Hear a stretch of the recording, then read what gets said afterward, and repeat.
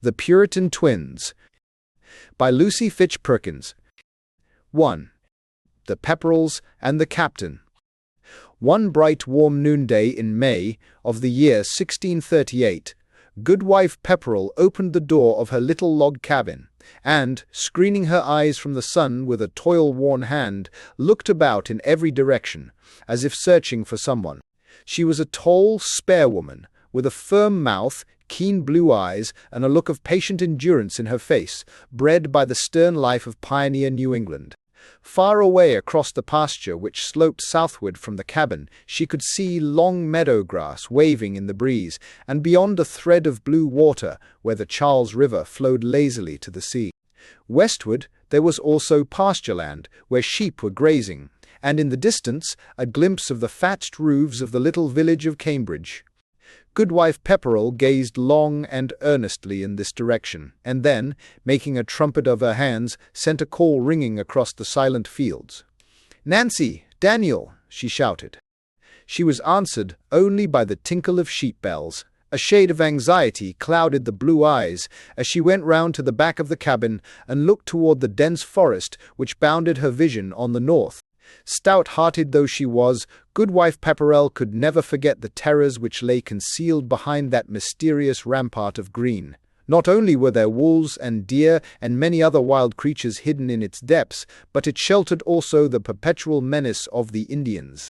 Toward the east, at some distance from the cabin, cornfields stretched to salt meadows, and beyond, across the bay, she could see the 3 hills of Boston town. 1 Proc. Footnote 1. See map. Non-see map. As no answering shout greeted her from this direction either, the goodwife stepped quickly toward a hollow stump which stood a short distance from the cabin. Beside the stump, a slender birch tree bent beneath the weight of a large circular piece of wood hung to its top by a leather thong. Enter. This was the samp mill, where their corn was pounded into meal. Seizing the birch tree with her hands, she brought the wooden pestle down into the hollow stump with a resounding thump.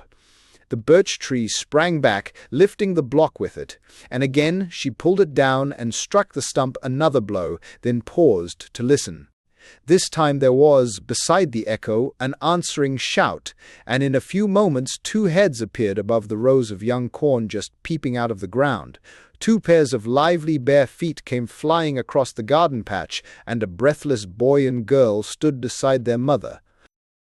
They were a sturdy pair of 12-year-olds, the boy an inch or more taller than his sister, and both with the blue eyes, fair skin, and rosy cheeks which proclaimed their English blood. There was a gleam of pride in Goodwife Pepperell's eye as she looked at her children, but not for the world would she have let them see it, much less would she have owned it to herself, for she was a Puritan mother and regarded pride of any kind as altogether sinful. "Where have you been all the morning?" she said. "You were nowhere to be seen, and the corn is not yet high enough to hide you." "I was hoeing beyond that clump of bushes," said Daniel, pointing to a group of high blueberries that had been allowed to remain in the cleared field. "And I was keeping away the crows," said Nancy, holding out her wooden clappers, "only I fell asleep. It was so warm I just couldn't help it." "So shall thy poverty come as one that travelleth, and thy want as an armed man," quoted the mother sternly. "Night is the time for sleep. Go now and eat the porridge I have set for you in your little porringers, and then go down to the bay with this basket and fill it with clams. Put a layer of seaweed in the basket first, and pack the clams in that. They will keep alive for some time if you bed them so, and be sure to bring back the shovel."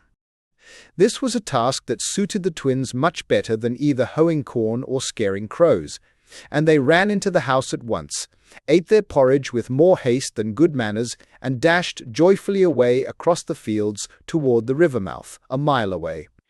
They followed a path across the wide stretch of pasture, where wild blackberry vines and tall blueberry bushes grew, then through a strip of meadowland, and at last ran out on the bare stretch of sand and weed left by the ebb tide toward the narrow channel cut by the clear water of the Charles.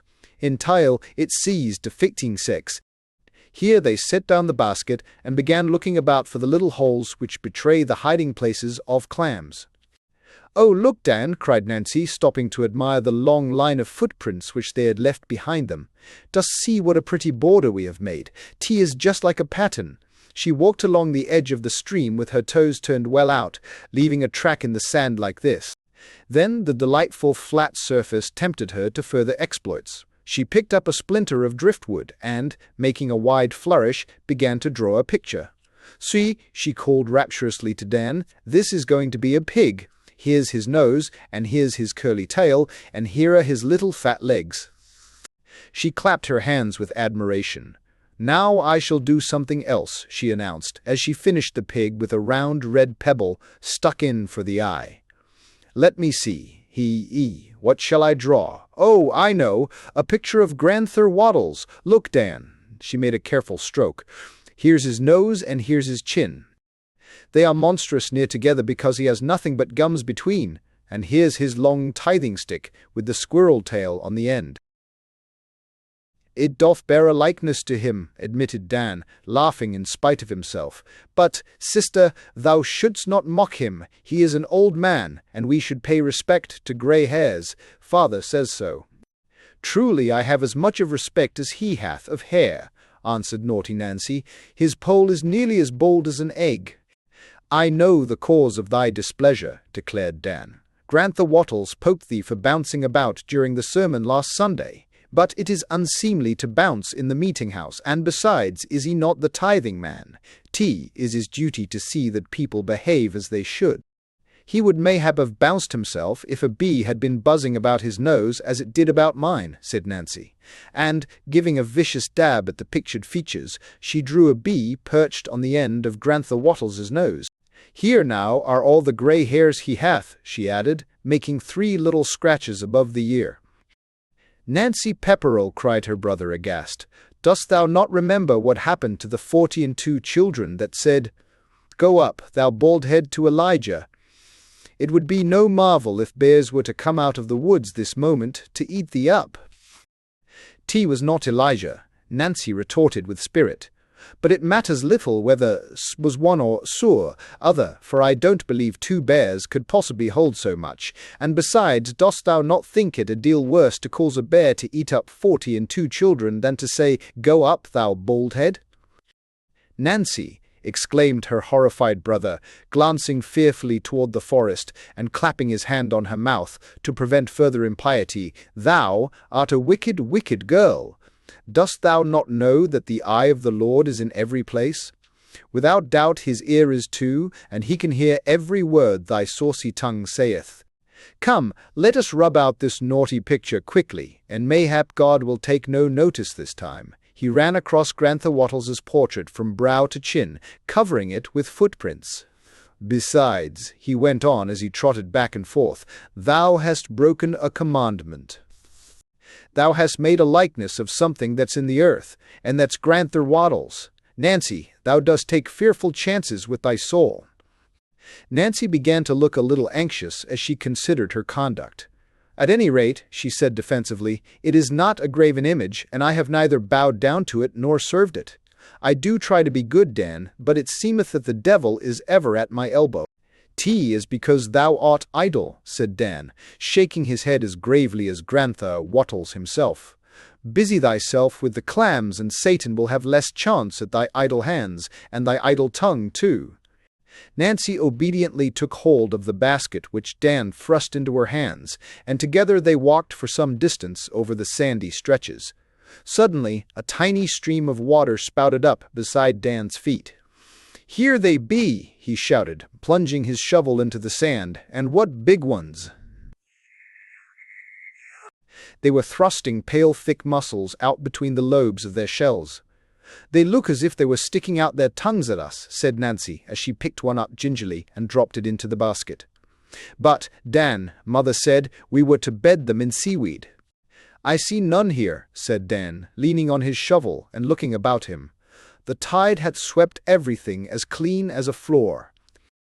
"I'll seek for some while thou art busy with the digging," said Nancy, glad to escape the duty of picking up the clams, and off she trotted without another word.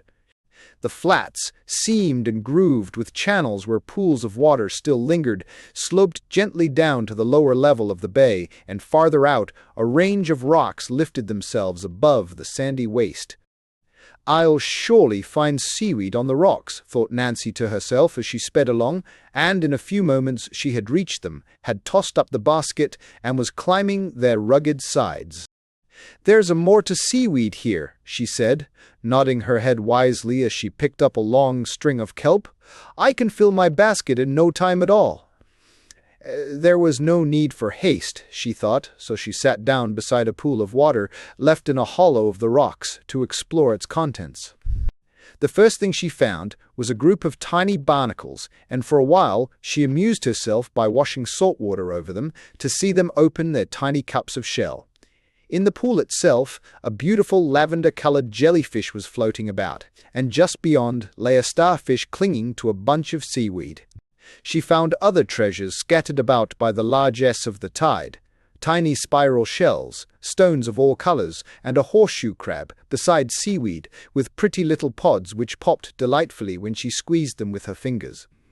Then she heard the cries of gulls overhead and watched them as they wheeled and circled between her and the sky.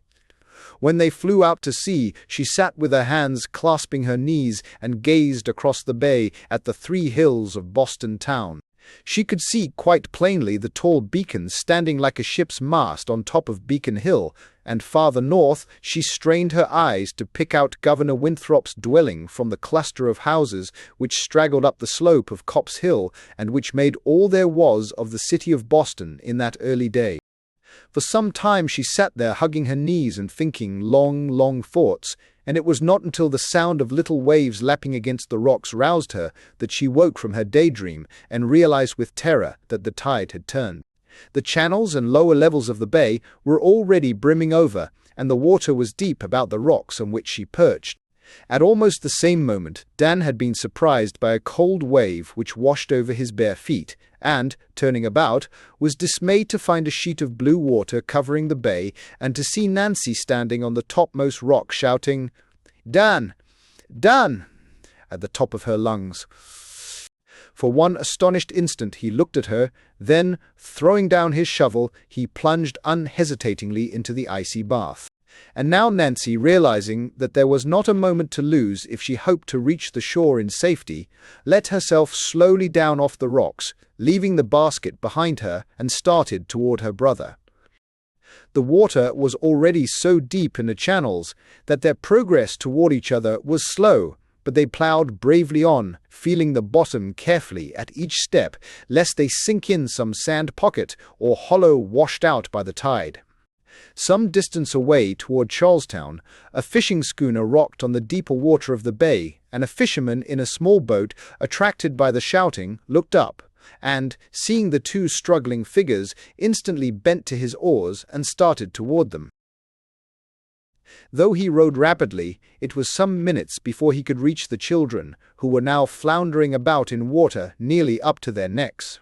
"Hold fast to my shoulder, Nancy," he heard Dan cry. "I can float, and I can swim a little. Keep thy nose above water, and let thy feet go where they will." Nancy, spluttering and gurgling, was trying hard to follow Dan's directions, when the boat shot alongside, and a cheery voice cried, "Ahoy, there! Come aboard, you young porpoises." To the children it was like a voice straight from heaven.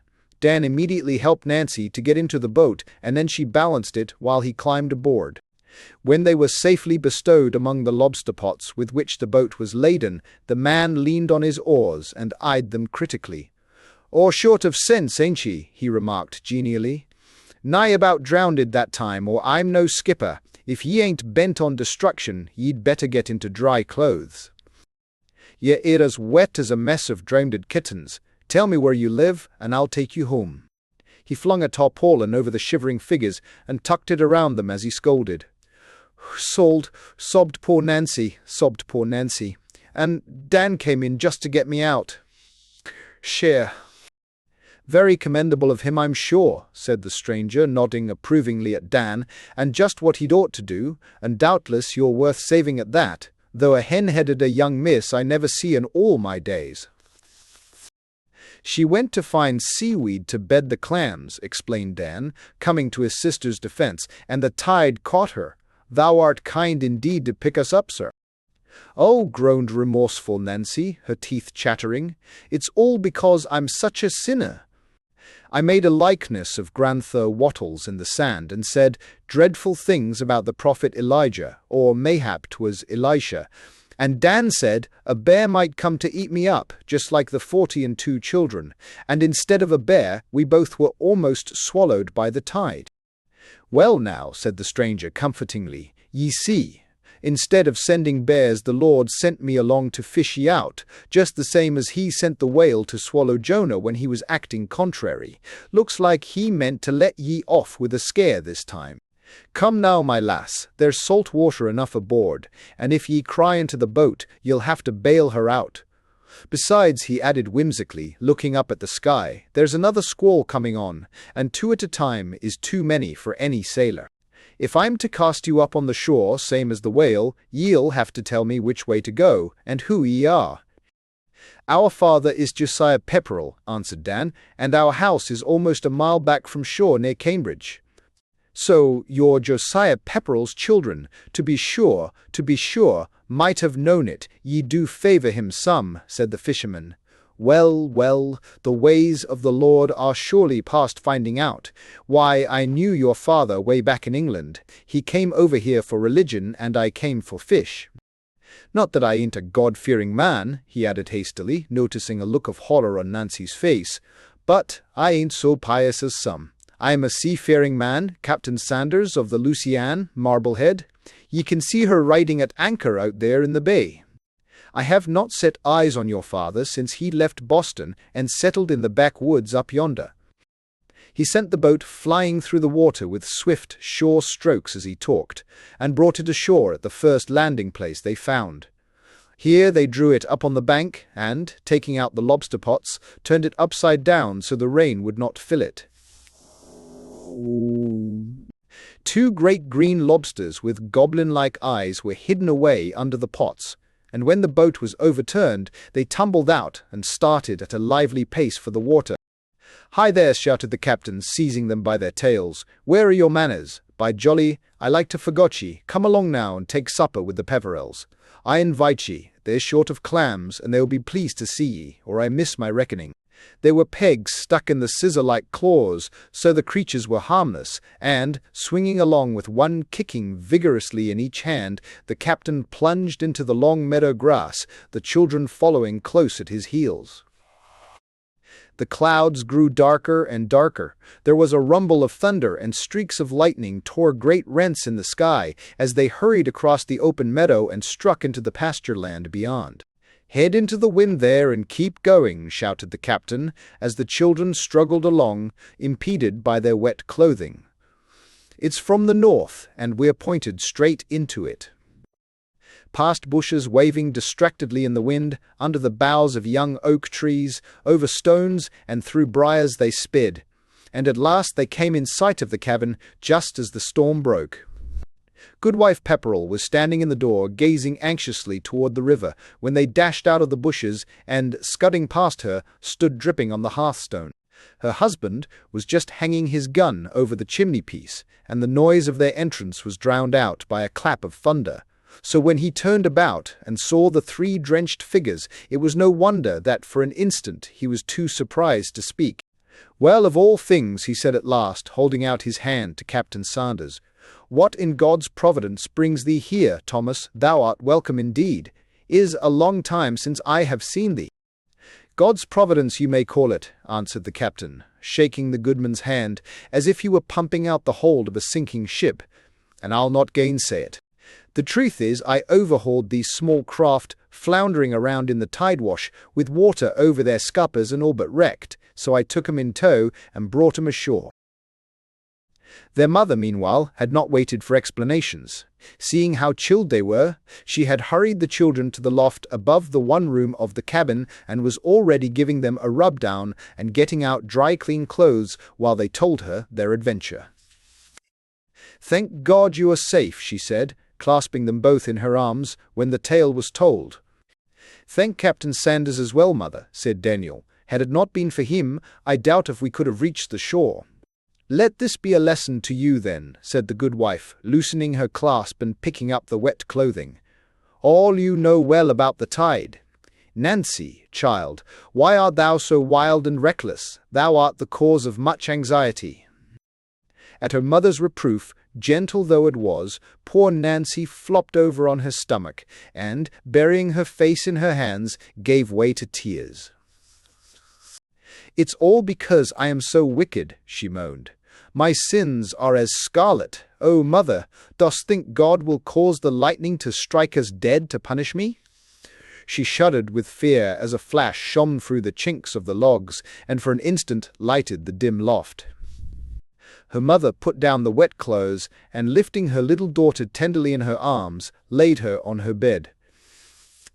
"God maketh the rain to fall on both the just and the unjust," she said soothingly. "Rest here while I go down and get supper."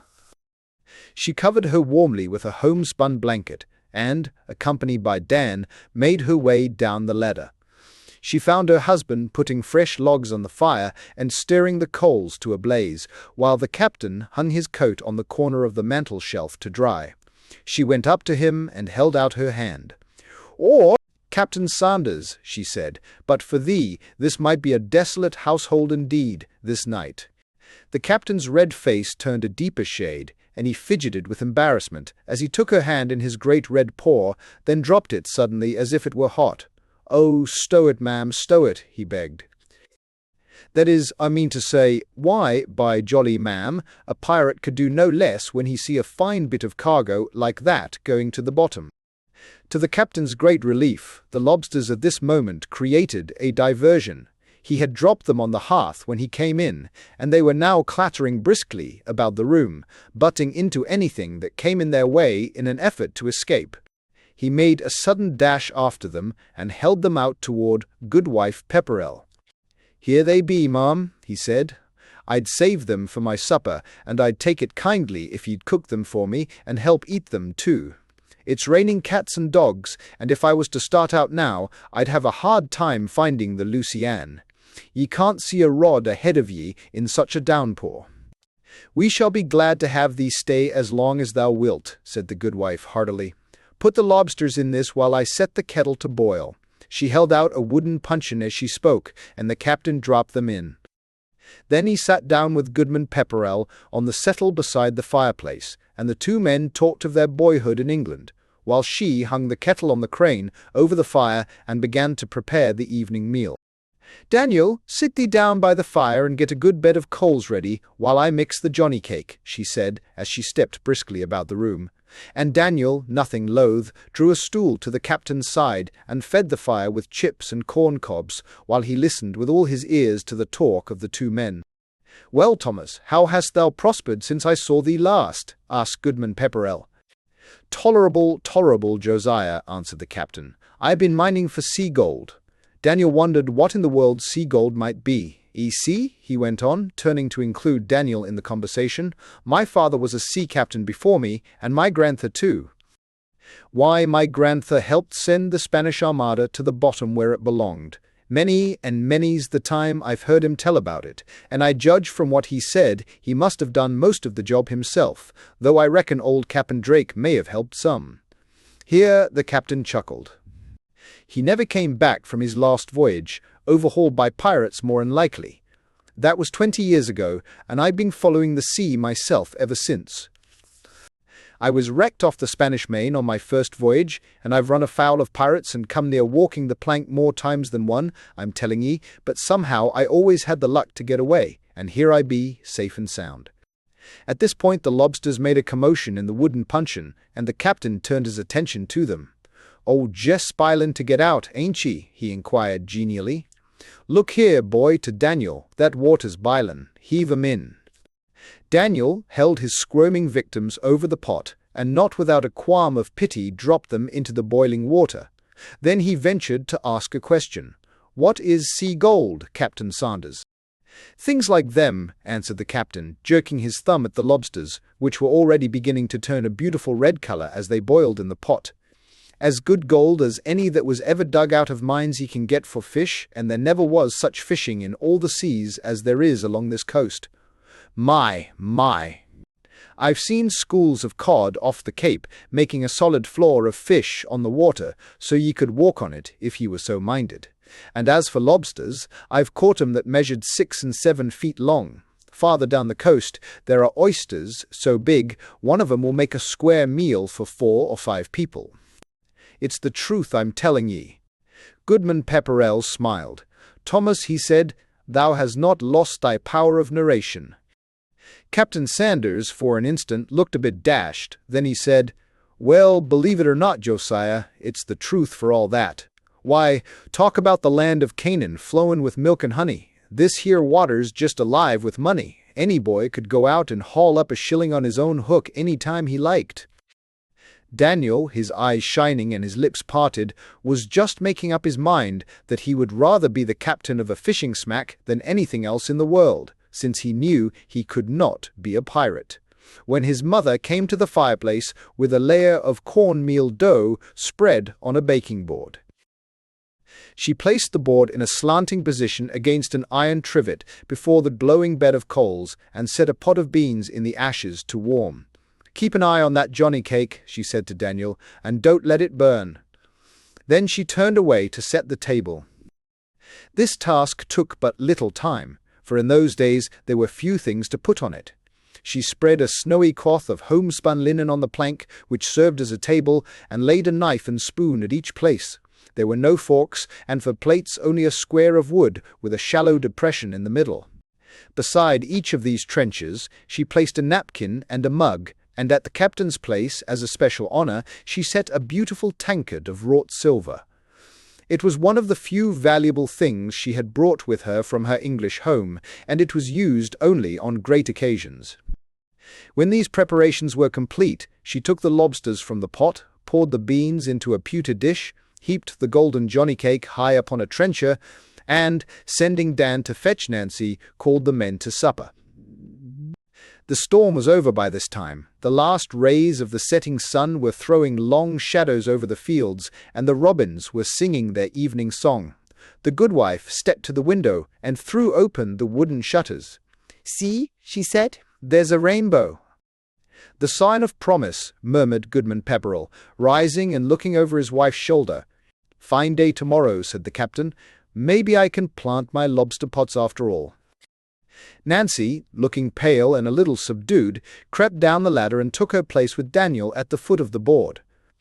Then they all stood, while Goodman Pepperell asked a blessing on the food, and thanked God for his mercy in delivering them from danger and bringing them together in health and safety to partake of his bounty.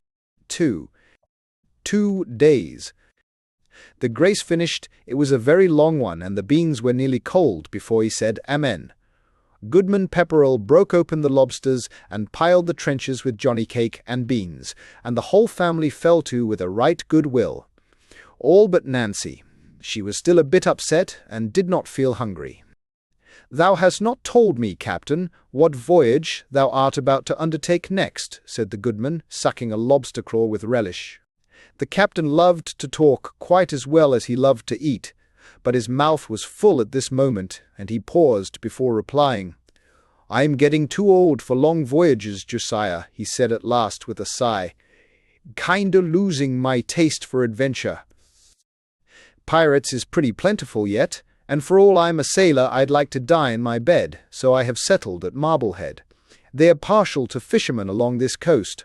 The town gives 'em land for drying their fish and exempts 'em from military duty. But I can't stay ashore a great while before my sea legs begin to hanker for the feel of the deck rolling under 'em. So I'm doing a coasting trade all up and down the length of Massachusetts Bay. I keep a parcel of lobster pots going, some here and some Plymouth way, and sell them and fish, besides doing a carrying trade for all the towns along shore. It's a tame kind of life. There now," he finished, "that's all there is to say about me. And I'll just take a turn at these beans, and give ye a chance to tell about yourself, Josiah." "Tea is but a short tale," answered the goodman. "God hath prospered me. I have 100 acres of good farmland along this river, and I have a cow and a flock of sheep to keep us in wool for the goodwife to spin. I have set out apple trees, and there is wood for the cutting. The forest furnishes game, and the sea is stored with food for our use. But the truth is there is more to do than can be compassed with one pair of hands. The neighbors help each other with clearing the land, log rolling, building walls and such as that. But if this country is to be developed, we must do more than make a living. There are 1,000 things calling to be done, if there were but the men to do them. The captain skillfully balanced a mouthful of beans on his knife as he considered the problem. Finally he said, "Well, here's Daniel, and judging by the way he waded right into the tide after his sister, I calculate he'd be a smart boy to have round." "He is," said the goodman, and Daniel blushed to his eyes, for his father seldom praised him. "But he is not yet equal to a man's work, and moreover I want him to get some schooling. The Reverend John Harvard hath promised his library and quite a sum of money to found a college for the training of ministers right here in Cambridge. The hand of the Lord hath surely guided us to this place, where he may receive an education, and it may even be that Daniel will be a minister, for the colony sorely needs such." "There now," said the captain, "farming ain't such plain sailing, is it? Have ye thought of getting an Indian slave to help ye?" "Truly I have thought of that," said the goodman, "but they are a treacherous lot and passing lazy. There was a parcel of Pequot women and girls brought up from beyond Plymouth way last year, after the uprising. The settlers had killed off all the men and sold the boys in the Bermudas. I might have bought one of the women, but I need a man, or at least a boy, that will grow into one. The Pequots are about all gone now, but the Narragansetts are none too friendly. They helped fight the Pequots, because they hate them worse than they hate the English, but they are only biding their time, and some day it's likely we shall have trouble with them. Nay, I could never trust an Indian slave. Roger Williams saith they are wolves with men's brains, and he speaks the truth." "Well then," said the captain, "why don't ye get a black? They are more docile than Indians, and the woods about are not full of their friends." "Aye," agreed the goodman, "the plan is a good one and well thought out, but they are hard to come by. There are only a few, even in Boston."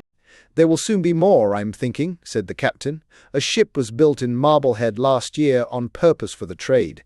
Captain Pierce is a friend of mine, and he's due at Providence any time now with a cargo of blacks from Guinea.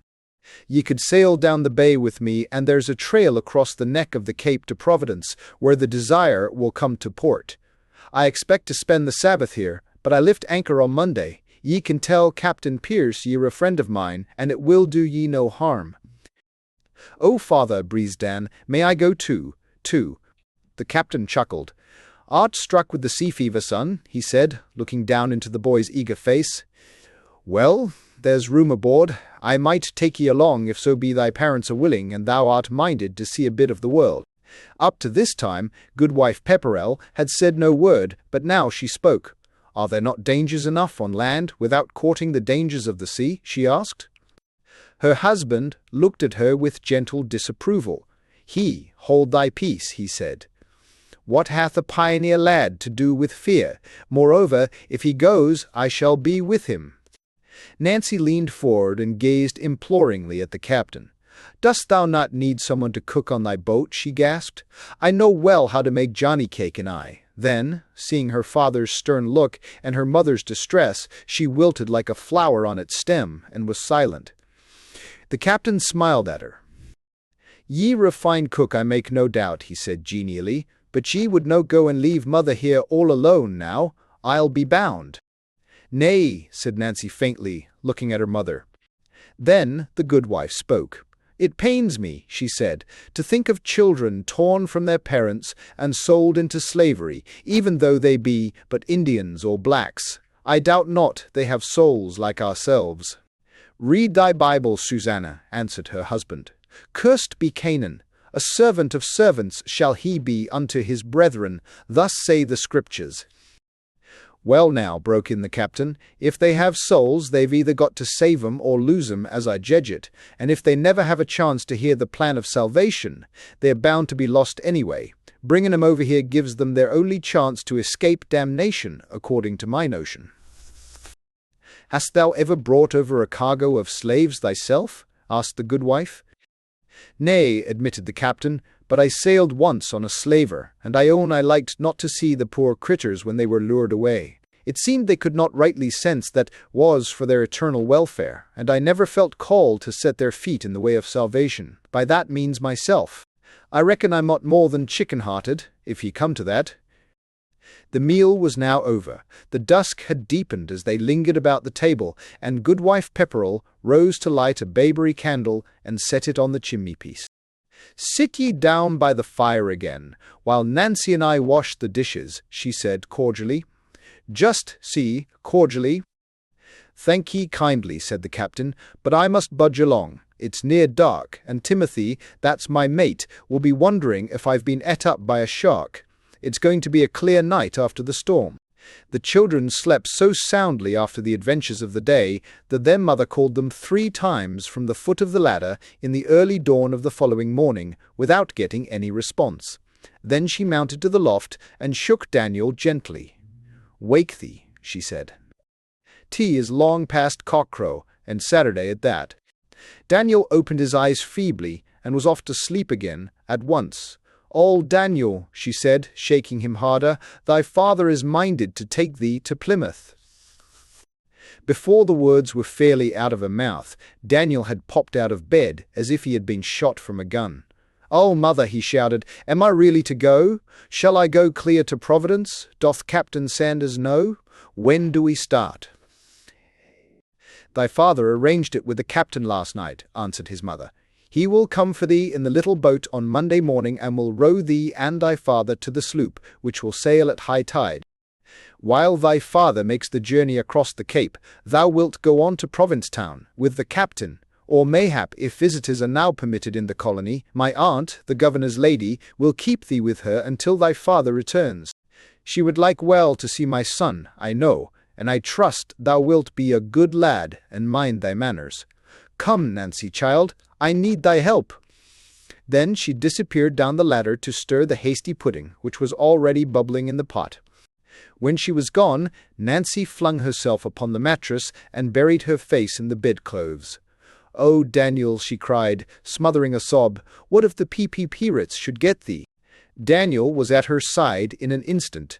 "Give thyself no concern about pirates, sister," he said, patting her comfortingly.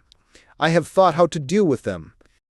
I shall stand by the rail with my cutlass in my hand, and when they seek to board her I will bring down my cutlass so—" Here he made a terrific sweep with his arm, "and that will be the end of them." "Oh," breathed Nancy, much impressed, "how brave thou art!"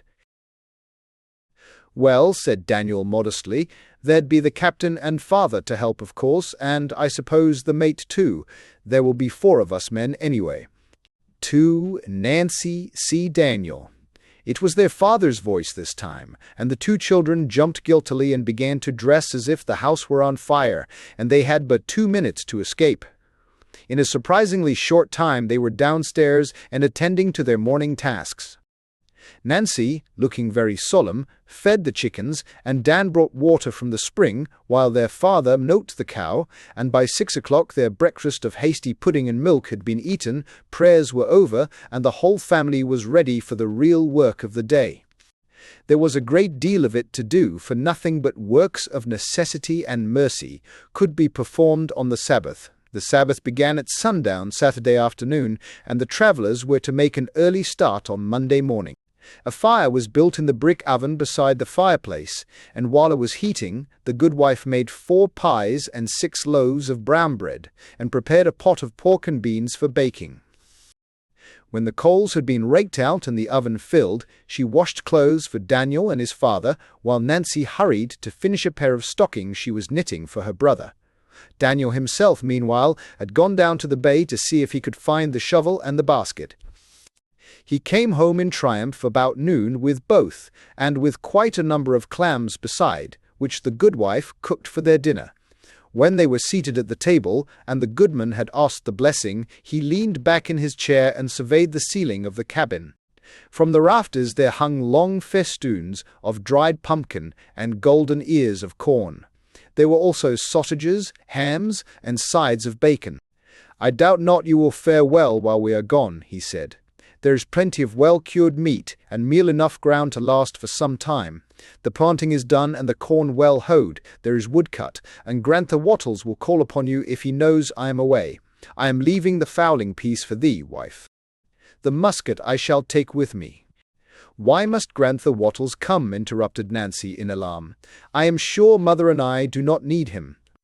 Children should be seen and not heard, said her father. It is Grantha Wattles's duty to oversee the congregation at home as well as in the meeting house. Nancy looked at her trencher and said no more, but she thought there was already enough to bear without having Grantha Wattles added to her troubles. Daniel, meanwhile, had attacked his porringer of clams, and in his excitement over the journey was gobbling at a fearful rate. His mother looked at him despairingly. Daniel, she said, thou art pitching food into thy mouth as if thou wert shoveling coals into the oven. Take thy elbows off the table and eat more moderately. Daniel glued his elbows to his side. Sit up straight, she went on, or thou wilt grow up as crooked as a ram's horn. Daniel immediately sat up as if he had swallowed the poker. I wish thee to practice proper manners at home, lest my aunt should think thee a person of no gentility. Remember, thou must not ask for anything at the table. Wait until it is offered thee, and then do not stuff it down, as if thine eyes had not looked upon food for a fortnight. But, protested poor Dan, who was beginning to feel that the journey might not be all his fancy had painted, suppose they should not offer it. I do not fear starvation for thee, his mother answered briefly. And, O Daniel, I beg of thee to wash thy hands before going to the table. The governor is a proper man, and my aunt is very particular.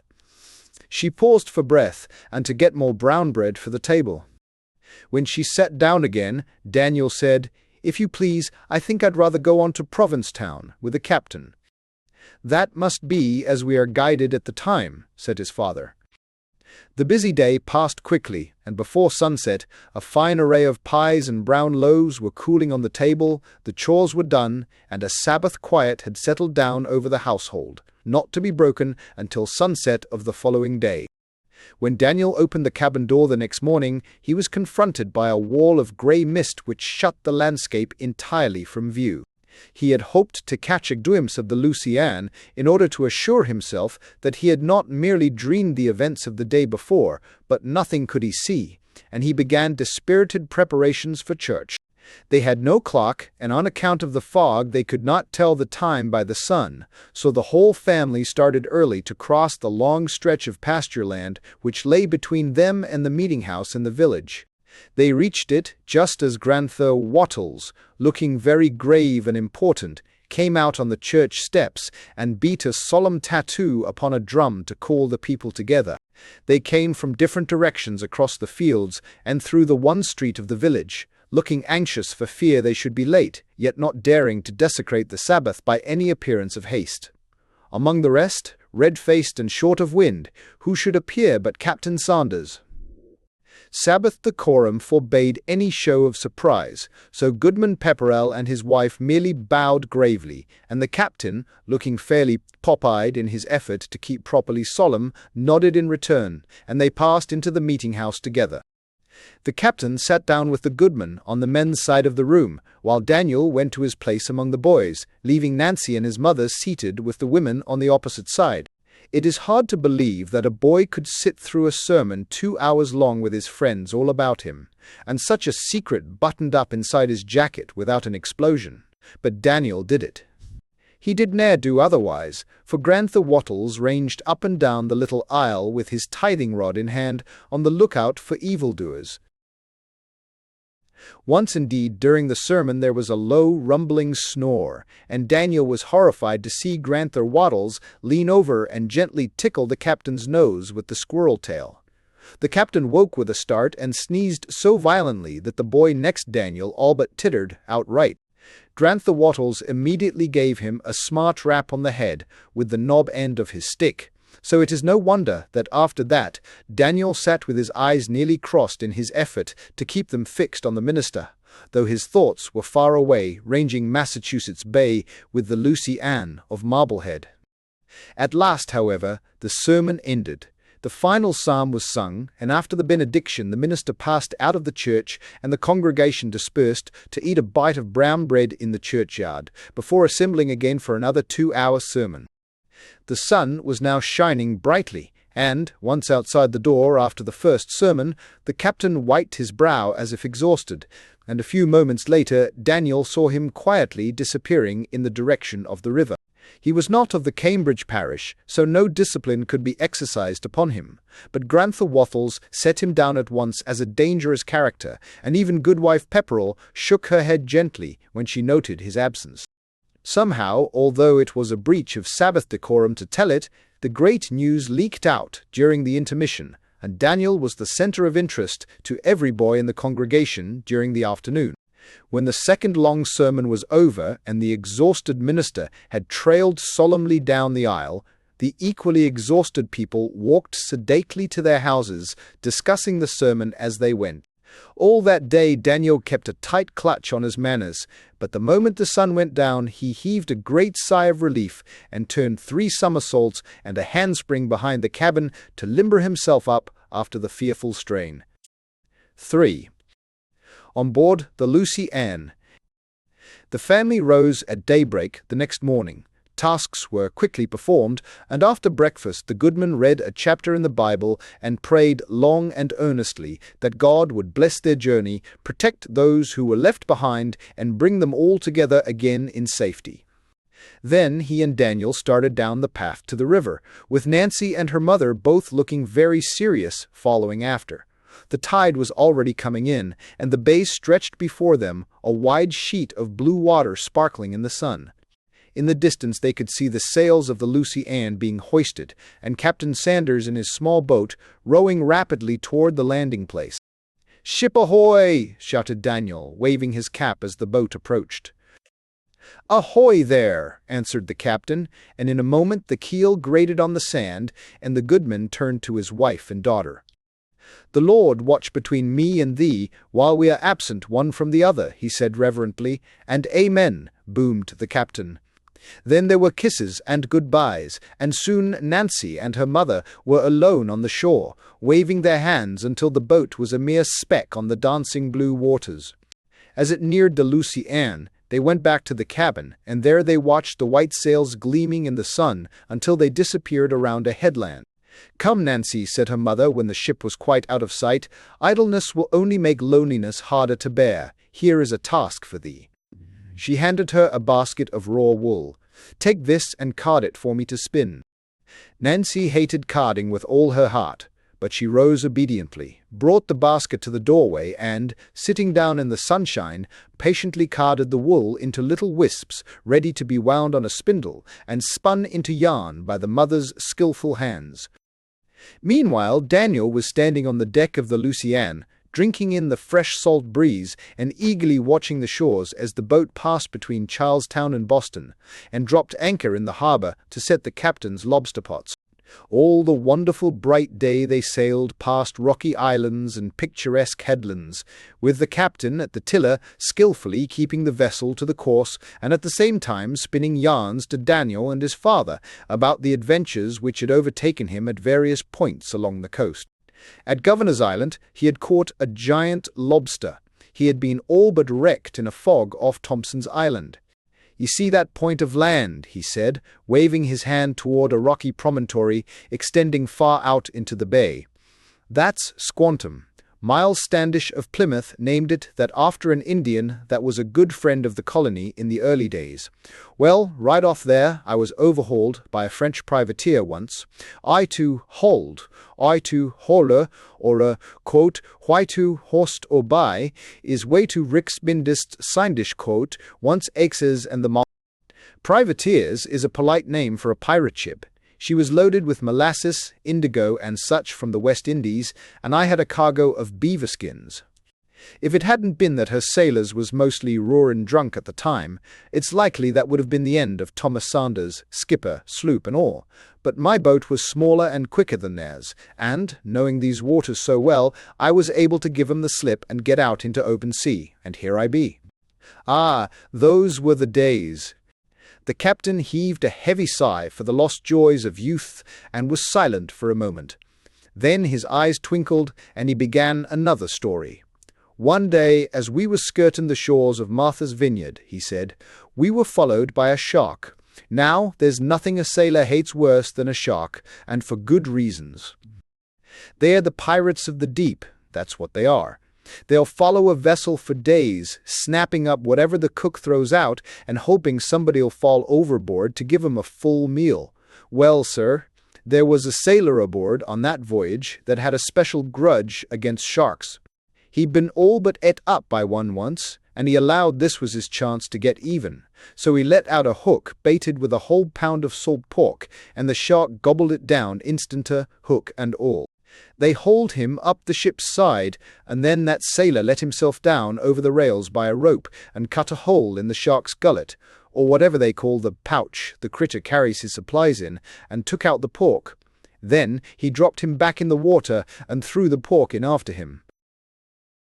Well, sir, believe it or not, that shark sighted the pork bobbing round in the water, so he swallowed it again. Of course it dropped right out through the hole in his gullet, and, by jolly, as long as we could see him, that shark was continuing to swallow that piece of pork over and over again. I don't know as I ever see any animal get more pleasure out of his rations than that shark got out of that pound of pork. I believe in being kind to dumb critters, he finished, and I reckon the shark is about the dumbest there is. Anyhow, that one surely did die happy. Here the captain solemnly winked his eye. What became of the sailor? Asked Dan. That sailor was me, admitted the captain.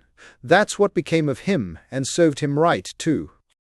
They slept that night on the deck of the sloop, and before light the next morning Dan was awakened by the groaning of the chain as the anchor was hauled up, and the flapping of the sails as Timothy hoisted them to catch a stiff breeze which was blowing from the northeast. The second day passed like the first. The weather was fine, the winds favorable, and that evening they rounded Duxbury Point and entered Plymouth Bay just as the sun sank behind the hills back of the town. Here's the spot where the Mayflower dropped anchor, said the captain, as the sloop approached a strip of sandy beach stretching like a long finger into the water. I generally bring the Lucy Ann to at the same place. She can't go out again till high tide tomorrow, for the harbour is shallow and we'd likely run aground. So ye'll have the whole morning to spend with your relations, and that's more than I'd want to spend with some of mine, I'm telling ye, and he roared with laughter. Relations is like victuals, he went on. And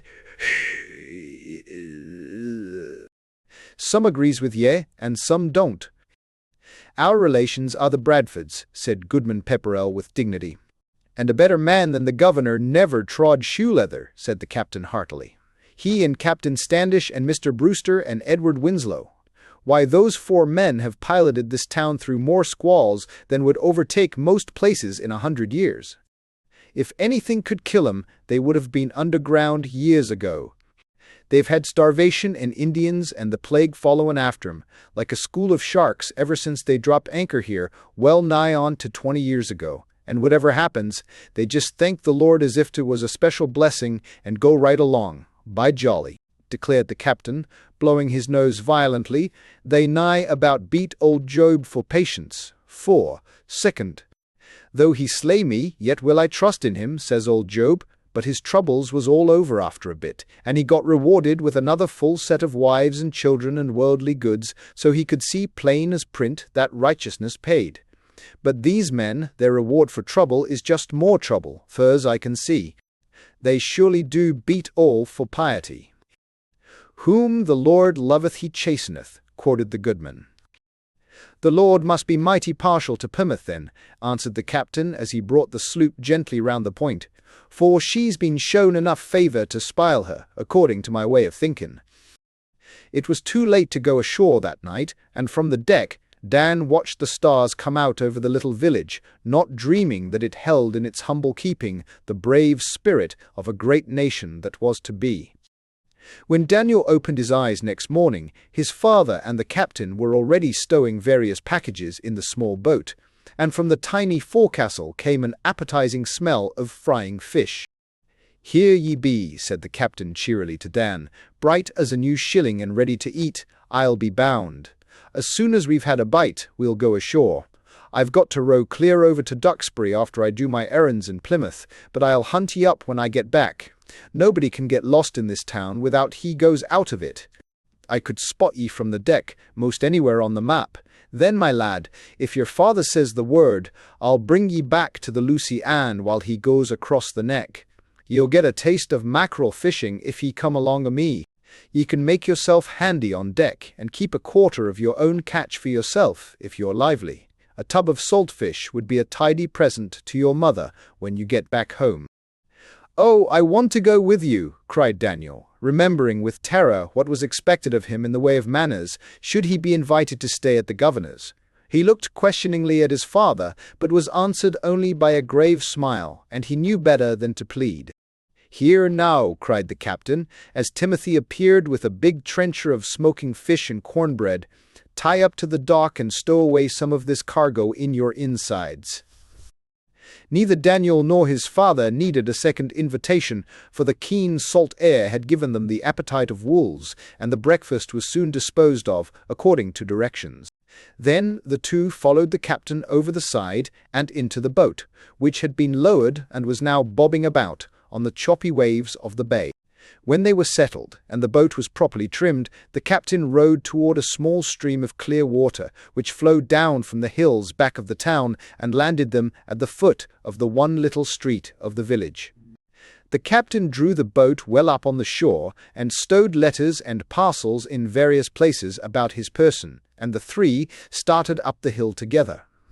They had not gone far, when a childish voice shouted, "There's Captain Sanders," and immediately every child within hearing came tumbling down the hill, till they swarmed about him like flies about a honey-pot. "Pirates!" cried the captain, holding up his hands in mock terror. "I surrender! Come aboard and seize the cargo!" He held open the capacious pocket which hung from his belt, and immediately 6 small hands plunged into it and came out laden with raisins.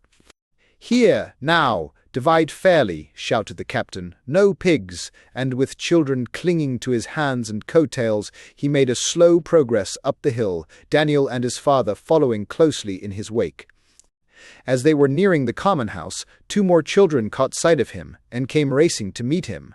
The captain dived into his pocket for more raisins and found it empty, but he was equal to the emergency. "Here, you, Mercy and Joseph Bradford," he cried. "I've brought you something I have not brought to anyone else. I've brought you a new cousin." The other children had been so absorbed in their old friend they had scarcely noticed the strangers hitherto, but now they turned to gaze curiously at Daniel and his father. Joseph and Mercy were both a little younger than Daniel, and all 3 were shy, but no one could stay shy long when the captain was about, and soon they were walking along together in the friendliest manner. "Where's thy father, young man?" said the captain, speaking to Joseph. "I have a letter for him, and I have brought a relation for him too." "I wish you would bring me a cousin," said one little girl enviously. "Well now," roared the captain, "think of that. I have a few relations of my own left over that I'd be proper glad to parcel out amongst ye if I'd only known ye was short, but I have not got 'em with me." "Father's in there," said Joseph, pointing to the common house. They having a meeting. Elder Brewster's there too, and Mr. Winslow and Captain Standish and Governor Prentz." It was evident that some matter of importance was being discussed, for a little knot of women had gathered before the door as if waiting for some decision to be announced. They had almost reached the group when suddenly from the north there came a low roaring noise, and the earth beneath their feet shook and trembled so violently that many of the children were thrown to the ground, while the bundles Goodman Pepperell was carrying, for the captain, flew in every direction. Those who kept their feet at all reeled and staggered in a strange, wild dance, and every child in the group screamed with all his might. The women screamed too, calling frantically to the children, and the men came pouring out of the door of the common house, trying to steady themselves as they were flung first one way, then another by the heaving ground. It lasted but a few dreadful moments, and the captain was the first to recover his speech. "There now," said he, a little breathlessly, "ain't it lucky I had my sea legs on? 'T want anything but an earthquake anyway." The instant they could stay on their feet, the children ran to their mothers, who were also running to them, and in less time than it takes to tell it, the whole village was gathered before the common house. As Daniel, with the captain and his father, joined the stricken company, Governor Bradford was speaking. He had been governor of the colony for so long that in time of sudden stress the people still turned to him for counsel, though Mr. Prince was really the governor. "Think ye not that the finger of the Lord would direct us by this visitation?" he said to the white-faced group. "We were met together in council because some of our number wished to go away from Plymouth to find broader pastures for their cattle, even as Jacob separated from Esau with all his flocks and herds. In this I see a sign of God's displeasure at our removals one from another." John Howland now found his voice. "Nay, but," he said, "shall we limit the bounty of the Lord and say, 'Only here shall he prosper us'? What say the Scriptures to him who was not content with abundance, but must tear down his barns to build bigger?" answered the governor. "This night thy soul shall be required of thee." There was no reply, and the pale faces grew a shade paler as a second rumble was heard in the distance. The earth again began to tremble, and a mighty wave, rolling in from the sea, crashed against the shore. Above the noise of the waters rose the voice of Governor Bradford. "He looketh upon the earth, and it trembleth. He toucheth the hills, and they smoke. The Lord is merciful and gracious. He will not always chide, neither will he keep his anger forever. He hath not dealt with us after our sins." Seeing how frightened the people were, the captain broke the silence which fell upon the trembling group after the governor's words. "Lord love ye," he cried heartily, "this warn't no earthquake to speak of. 'T warn't scarcely equal to an ague chill down in the tropics. They would have no respect for it down there. 'T would naught more than give 'em an appetite for their victuals." His laugh, which followed, cheered many hearts, and was echoed in faint smiles on the pale faces of the colonists. Governor Bradford himself smiled and, turning to the captain, held out his hand. "Thou art ever a tonic, Thomas," he said, "and there is always a welcome for thee in Plymouth, and for thy friends too," he added, turning to the goodman. "Though thou knowest him not, he is happily more thy friend than mine," said the captain, pushing the goodman and Daniel forward to shake hands with the governor. "He is married to Mistress Bradford's niece, and his name is Pepperell." "Josiah Pepperell of Cambridge," said the governor's lady, coming forward to welcome him. "At your service, madam," answered the goodman, bowing low, "and this is my son Daniel." Daniel bowed in a manner to make his mother proud of him, if she could have seen him. And then Mercy and Joseph swarmed up, bringing their older brother William, a lad of 15, to meet his new cousin, and the 4 children ran away together, all their tongues wagging briskly about the exciting event of the day. The earthquake had now completely passed, and the people, roused from their terror, hastened to their homes to repair such damage as had been done and to continue the tasks which it had interrupted. Meanwhile, the captain distributed his letters and parcels, leaving the governor to become acquainted with his new relative, learn his errand, and help him on his journey, while his wife hastened home to prepare a dinner for company. It was a wonderful dinner that she set before them. There were succotash and baked codfish, a good brown loaf, and pies made of blueberries, gathered and dried the summer before. Oh, if only Daniel's mother could have been there to see his table manners on that occasion! He sat up as straight as a ramrod, said "please" and "thank you," ate in the most genteel manner possible, even managing blueberry pie without disaster, and was altogether such an example of behaviour that Mistress Bradford said before the meal was half over, "Thou leave the lad with us, cousin Pepperell, whilst thou art on thy journey." "I fear to trouble thee," said the goodman, "and the captain hath a purpose to take him to Provincetown and meet me here on my return." The land is mayhap safer than the sea should. Another earthquake visit us, said the governor gravely, and he will more than earn his keep if he will but help William with the corn and other tasks. Like thyself, we are in sad need of more hands. Daniel looked eagerly at his father, for he already greatly admired his cousin William and longed to stay with him. Moreover, the earthquake had somewhat modified his appetite for adventure. His eyes plead, said the goodman, and I know it would please his mother, so by your leave he may stay. A whoop of joy from the 3 young Bradfords was promptly suppressed by their mother. For shame, she said, thy cousin Daniel will think thou hast learned thy manners from the savages. Thou shouldst take a lesson from his behavior. Poor Daniel squirmed on his stool, and thought if he must be an example every moment of his stay, he would almost choose being swallowed up by a tidal wave at sea after all. The matter had been settled, however, and that very afternoon the goodman set off on a hired horse, with his musket across his saddle-bow and a head full of instructions from the governor about the dangers of the road, and houses where he might spend the nights. There was a queer lump in Daniel's throat as he caught the last glimpse of his father's sturdy back as it disappeared down the forest trail, and that night, when he went to bed with William in the loft of the governor's log-house, he thought long and tenderly of his mother and Nancy. If he had only had a magic mirror such as Beauty had in the palace of the Beast, he might have looked into it and seen them going patiently about their daily tasks with nothing to break the monotonous routine of work except a visit from Grand'ther Wattles, who came to see if Nancy knew her catechism. The earthquake had been felt there so very slightly that they did not even know there had been one, until the captain stopped on his return voyage the next week to bring them word of the safe journey to Plymouth. 4. A forest trail. To Daniel the days of his stay in Plymouth passed quickly. He hoed corn with his cousin William and pulled weeds in the garden with Joseph and Mercy, and in the short hours allowed them for play there was always the sea. They ran races on the sand when the tide was out, and were never tired of searching for the curious things washed ashore by the waves. One day they gathered driftwood and made a fire on the shore, hung a kettle over it, and cooked their own dinner of lobsters fresh from the water.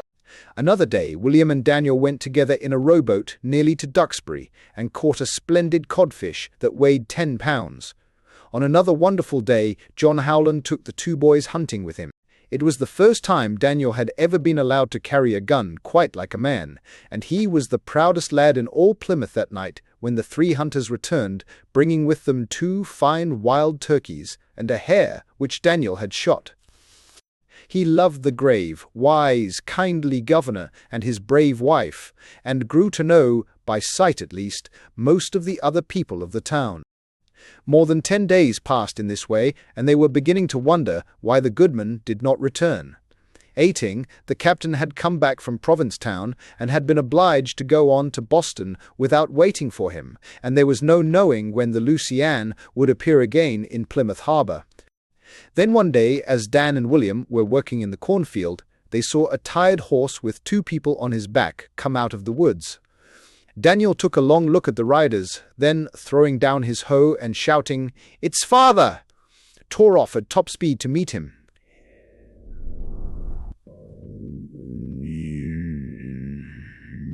William picked up his hoe and followed at a slower pace. When he reached the group, Dan was up behind his father on the pillion, with his arms about him, and standing before them on the ground was a black boy about William's own size and age. He had only a little ragged clothing on, and what he had seemed to make him uneasy, perhaps because he had been used to none at all in his native home far across the sea. "He is but a savage as yet," said Goodman Pepperell. "He was doubtless roughly handled on the voyage, and hath naught but fear and hatred in his heart. It will take some time to make a Christian of him. Thou must help in the task, Daniel, for thou art near his age, and can better reach his darkened mind. As yet he understands but one thing. He can eat like a Christian, or rather like 2 of them. We must tame him with food and kindness." "What is his name?" asked Daniel, still gazing at the boy with popping eyes, for never before had he seen a skin so dark. "Call him Zeb," said his father. "Come, Zeb," said William, taking the boy gently by the arm and looking compassionately into the black face. "Food!" He shouted the word at him as if he were deaf, but poor Zeb, completely bewildered by these strange, meaningless sounds, only shrank away from him and looked about as if seeking a way of escape. And on Lude, Daniel immediately sprang from the pillion and seized Zeb's other arm. "Ah yes, Zeb, fuda, vore zeba, zeba, vore says, zeba, thrud," he howled, pointing down his own throat and rubbing his stomach with an ecstatic expression. It is probable that poor Zeb understood from this pantomime that he was about to be eaten alive, for he made a furious effort to get away. The boys held firmly to his arms, smiling and nodding at him in a manner meant to be reassuring, but which only convinced the poor black that they were pleased with the tenderness of his flesh and were enjoying the prospect of a cannibal feast. With the slave boy between them, hanging back and digging in his claws like a cat being pulled by the tail, as Dan told his mother afterward, they made slow progress toward the village. News of the return spread quickly, and a curious crowd of children gathered to gaze at Zeb, for many of them had never seen a Negro before in their lives. Goodman Pepperell went at once to the governor's house, and when he learned that the captain had come and gone, he decided to push on to Boston at once by land. "Tea is an easier journey than the one I have just taken," he said. "There are settlements along the way, and time passes. I have been gone now longer than I thought. The farm work waits, and Susanna will fear for our safety. I must start home as soon as I can return this horse to the owner and secure another. I would even buy a good mare, for I stand in need of one on my farm."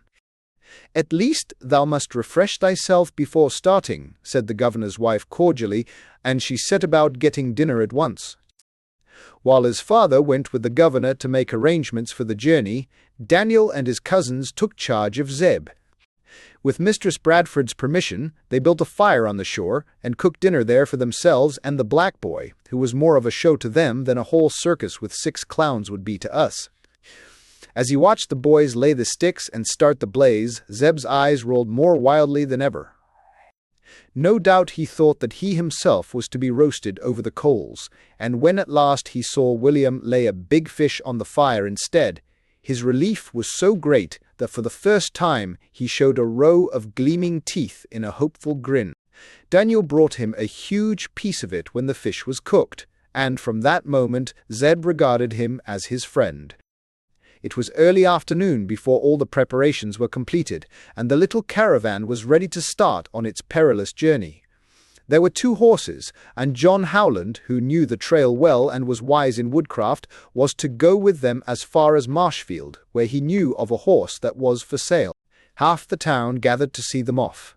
John Howland mounted first, and Daniel was placed on the pillion behind him. Then Zeb was made to get up behind the goodman, and off they started, followed by a volley of farewells and messages from the group of Plymouth friends left behind. For a little distance they followed the shoreline then.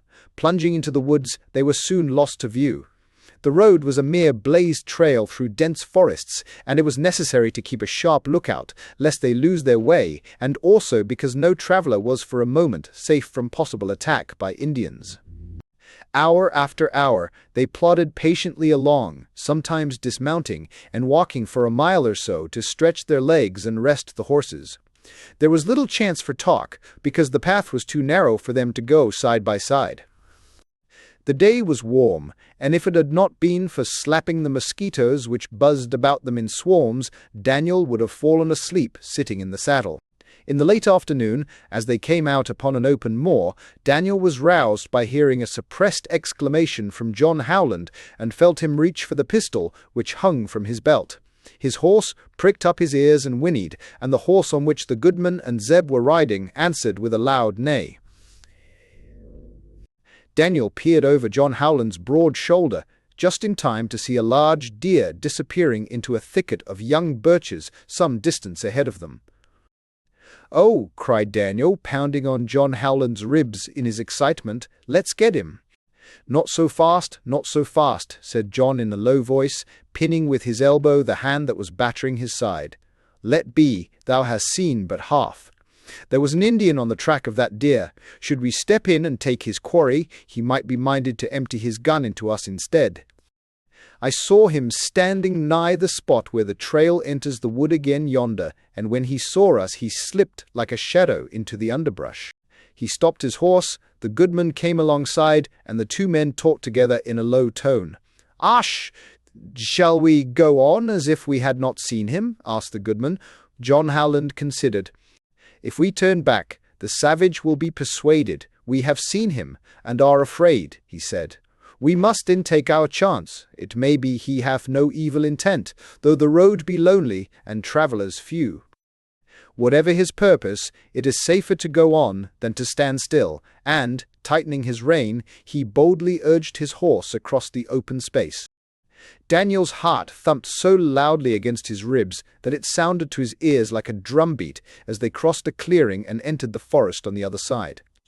They had gone but a short distance into the woods when they were startled by the report of a gun, and poor Zeb fell off his horse and lay like one dead in the road. For a moment they thought he had been shot, and the two men were about to spring to his rescue, when Zeb scrambled to his feet and began to run like one possessed.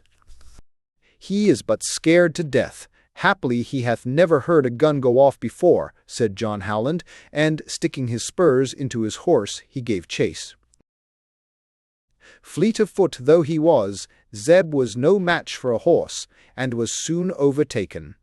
"'T was but the Indian shooting the deer," said John Howland, laughing in spite of himself at poor Zeb's wild-eyed terror. "'T is a promise of safety for the present at least. Nevertheless, I like not the look of it. The red-skin saw us, make no doubt of that, for when I first beheld him he was peering at us as though to fix our faces in his mind." "I, too, marked how he stared," answered the goodman, as he seized the cowering Zeb and swung him again to his seat on the pillion. "I have it," he said, stopping short as he was about to mount.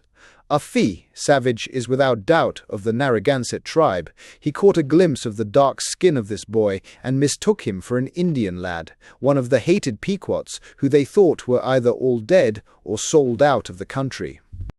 "'T is likely they have no knowledge of other dark-skinned people than themselves." "It may be so," said John Howland doubtfully, "but Dot is as likely they mistook him for a devil.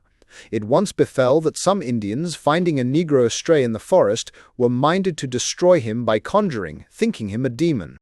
To be sure, 'tis but a year since the Narragansetts helped the English destroy the Pequot stronghold, and the few Pequots who were neither killed nor sold, they still hold in subjection.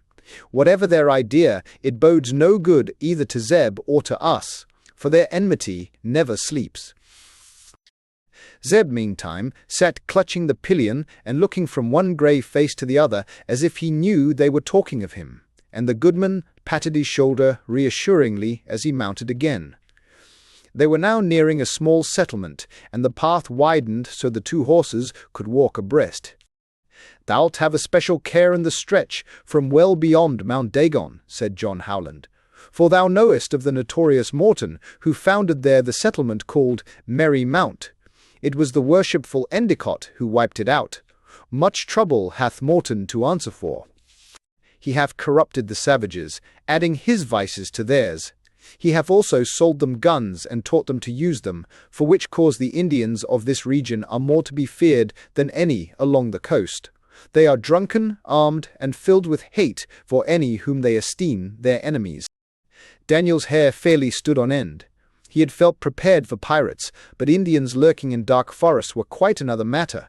He wished with all his heart that John Howland were going with them all the way to Cambridge, but he well knew that could not be. His spirits rose somewhat as they came in sight of the settlement, and a hearty supper at the house of Goodman Richards put such life and courage into his heart that before it was over the Indians were no more to him than pirates. Then, while his father and John Howland arranged with Goodman Richards for the purchase of a horse to take them the rest of their journey, Goodwife Richards stowed Dan away in an attic bed, while Zeb, worn out with fear and fatigue, slept soundly on the hearth. Courage is always highest in the morning, and Daniel felt bold as a lion the next day, as he and his father bade John Howland and the Richards family good-bye. and, with Zeb, again entered the forest trail.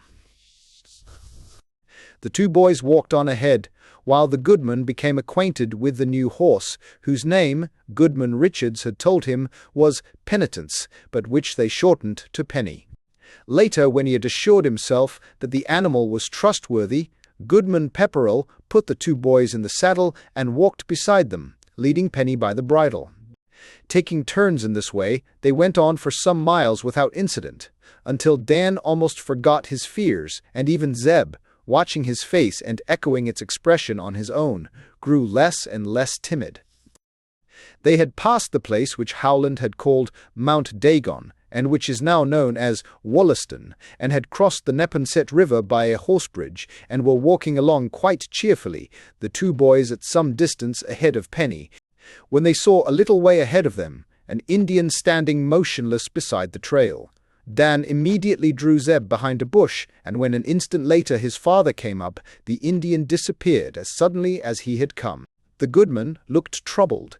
"It is the same one we saw yesterday, I feel sure," he said. "I like not his following us in this way, Daniel. I must trust thee even as though thou wert a man. Do thou get upon the horse's back with Zeb behind thee. I will walk ahead with my gun ready. Should the savage attack us, do thou speed thy horse like the wind to the next village, and bring back help. Remember, it is thy part to obey. 3 lives may hang on it." With his heart pounding like a trip-hammer, Dan mounted Penny. Zeb was placed on the pillion behind him, with both arms clutching his waist, and the goodman strode ahead, his keen eyes watching in every direction for any sign of danger. There was not a sound in the forest except the soft thud of the horse's feet, the cawing of a crow circling out of sight over the treetops, and the shrill cry of a blue jay. "Confound thee, thou marplot, thou busybody of the wood," muttered the goodman to himself as he listened. "Wert thou but a human gossip, I'd set thee in the stocks till thou hadst learned to hold thine evil tongue." But the blue jay only kept up his squawking, passing the news on to his brethren until the forest rang with word of their approach. It did not need the blue jays to tell of their progress, however, for though no other sound had betrayed their advance, 2 Indians were creeping stealthily through the underbrush, keeping pace with the travelers, and, when they had reached a favorable spot in a small clearing, they suddenly sprang from their hiding place. With a blood-curdling cry they leaped forward, and, seizing one of Zeb's legs, tried to drag him from the horse's back. The yells of the Indians were as nothing to those that Zeb then let loose. The air was fairly split by blood-curdling shrieks, and the horse, terrified in turn, leaped forward, tearing Zeb from the grasp of the Indian and almost unseating Dan by the jerk. But Dan dug his knees into the horse's sides, flung his arms about her neck, and, holding on for dear life, tore away up the trail with Zeb clinging like a limpet to his waist. Never was a ride like that. Even John Gilpin's was a mild performance beside it, for Zeb shrieked every minute of the way as they sped along, with the horse's tail streaming out behind like the tail of a comet, and the daylight showing between the bouncing boys and Penny's back at every wild leap. Even if Daniel had not been minded to obey his father's command, he could not have helped himself, for Penny took matters into her own forehoofs and never paused in her wild career until, covered with foam, she dashed madly into a little hamlet where the village of Neponset now stands. Samuel Kittredge was just starting for the forest, with his axe on his shoulder, when his ears were smitten by the frantic shrieks of Zeb, and, thinking it must be a wildcat on the edge of the clearing, he started back to the house for his gun. Before he reached it, Penitence, with the 2 boys on her back, came thundering toward him at full gallop and stopped at his side. "What in tarnation is the matter with ye?" he exclaimed, gazing in amazement at the strange apparition. "I declare for it, that nigger is all but scared plumb white. What ails ye?" "Indians," gasped Dan, pointing toward the trail. "My father, quick!" No more words were needed. Samuel Kittredge dashed into his house, snatched his gun from the chimney, and, dashing out again, fired it into the air. Poor Zeb. He slid off over the horse's tail onto the ground and lay there in a heap, while a knot of men, responding to the signal of Sam Kittredge's gun, gathered hurriedly before his house and started at once down the trail. "You stay here," said Sam to Dan as he started away. "We'll be back soon with your father if the pesky redskins have not got him." "Or if they have," added another man grimly, and off they went. Goodwife Kittredge now took charge of Dan and Zeb, while her son, a boy of 11, tied Penny to a tree beside their cabin. Zeb recovered at once when she offered him a generous slice of brown bread, but Dan was too anxious about his father to eat. He stood beside Penny, rubbing her neck and soothing her, with his eyes constantly on the trail and his ears eagerly listening for the sound of shots. It seemed an age, but really was not more than half an hour, before he saw the men come out of the woods, and, oh joy, his father was with them. Leaving Penny nibbling grass, he ran to meet them and threw his arms about his father's neck, crying, "Oh, dear father, art thou hurt?" "Nay, the Lord was merciful," answered the goodman. "I fired but one shot, and hit one of the redskins, I am sure, for they both dived back into the woods at once. I hid myself in the thick underbrush on the other side of the trail and waited, thinking perhaps I could creep along beside it out of sight, but Zeb's roaring must have frightened the Indians. Doubtless they knew it would rouse the countryside. At any rate, I saw no more of them, and when these good Samaritans came along, I knew I was safe." "The luns of that blackamoor are worth more to thee than many guns," laughed Sam Kittredge. "'Tis a pity thou couldst not bottle up a few of his screeches to take with thee when thou goest abroad. They are of a sort to make a wildcat sick with envy." The men laughed heartily, and, leaving the goodman and Daniel with Sam, returned to their interrupted tasks. Goodwife Kittredge insisted on their resting there for the night before resuming their journey. You must be proper tired," said she, with motherly concern, "and if you go on now, 'tis more than likely those rascally knaves will follow you like your shadow. You'll stand a sight better chance of safety if you make an early start in the morning. Your horse needs rest, too," added Sam. "I'll rub her down and give her a measure of corn when she's cooled off. Get to bed with the chickens and start with the sun, and tomorrow night will find you safe in your own home again." To this plan the travellers gladly agreed. Early next morning, after a hearty breakfast in the Kittredges' cheerful kitchen, they set forth once more. The roosters in the farmyard were still crowing, and the air was sweet with the music of robins, orioles, and blackbirds when they again plunged into the forest trail. All day they plodded steadily along, delayed by bad roads, and it was not until late that evening that they at last came in sight of the little house, where Nancy and her mother slept, little dreaming how near they were to a happy awakening. When at last they reached the cabin, the goodman, fearing to alarm his wife, stopped on the doorstone and gently called her name. He had called but once when a shutter was thrown open and the goodwife's head was thrust through it. "Husband, son," she cried joyfully, "Nancy, awake, child! It is thy father and brother." And in another moment the door flew open, and Nancy and her mother flung their arms about the necks of the wanderers. When the horse had been cared for, they went into the cabin. Nancy raked the coals from the ashes. The fire blazed up, and the goodwife gave them each a drink of hot milk. Zeb blinked sleepily at the reunited and happy family as Dan and his father told their adventures, and when at last they had gone to their beds in the loft, he sank down on a husk mattress which the goodwife had spread for him on the floor, and in 2 minutes was sound asleep. 5. The new home. Goodman Pepperell and his wife rose early the next morning and, leaving the 2 children still sleeping, crept down the ladder to the floor below. There lay Zeb, also sound asleep, with his toes toward the ashes like a little black Cinderella. The goodwife's mother heart was stirred with pity as she looked down at him. Perhaps she imagined her own boy a captive in a strange land, unable to speak the language, with no future but slavery and no friends to comfort his loneliness. "Poor lad, let him sleep a bit too," she said to her husband. They unbolted the door and stepped out into the sunlight of a perfect June morning. The dew was still on the grass, Robins and bobolinks were singing merrily in the young apple trees, which, owing to a late cold spring, were still in bloom, and the air hummed with the music of bees' wings. The goodman drew a deep breath as he gazed at the beauty about him. "'Tis is good to be at home again," he said to his wife, "and is a goodly land, aye, better even than old England. There's space here, room enough to grow." He looked across the river to the hills of Boston town. "Ho! I doubt not we shall live to see a city in place of yon village," he said. "More ships seek its port daily, and there are settlements along the whole length of the bay. 'Tis a marvel where the people come from. The Plymouth folk are scattering to the north and south, and already villages are springing up between Plymouth and New Amsterdam. God hath prospered us, wife."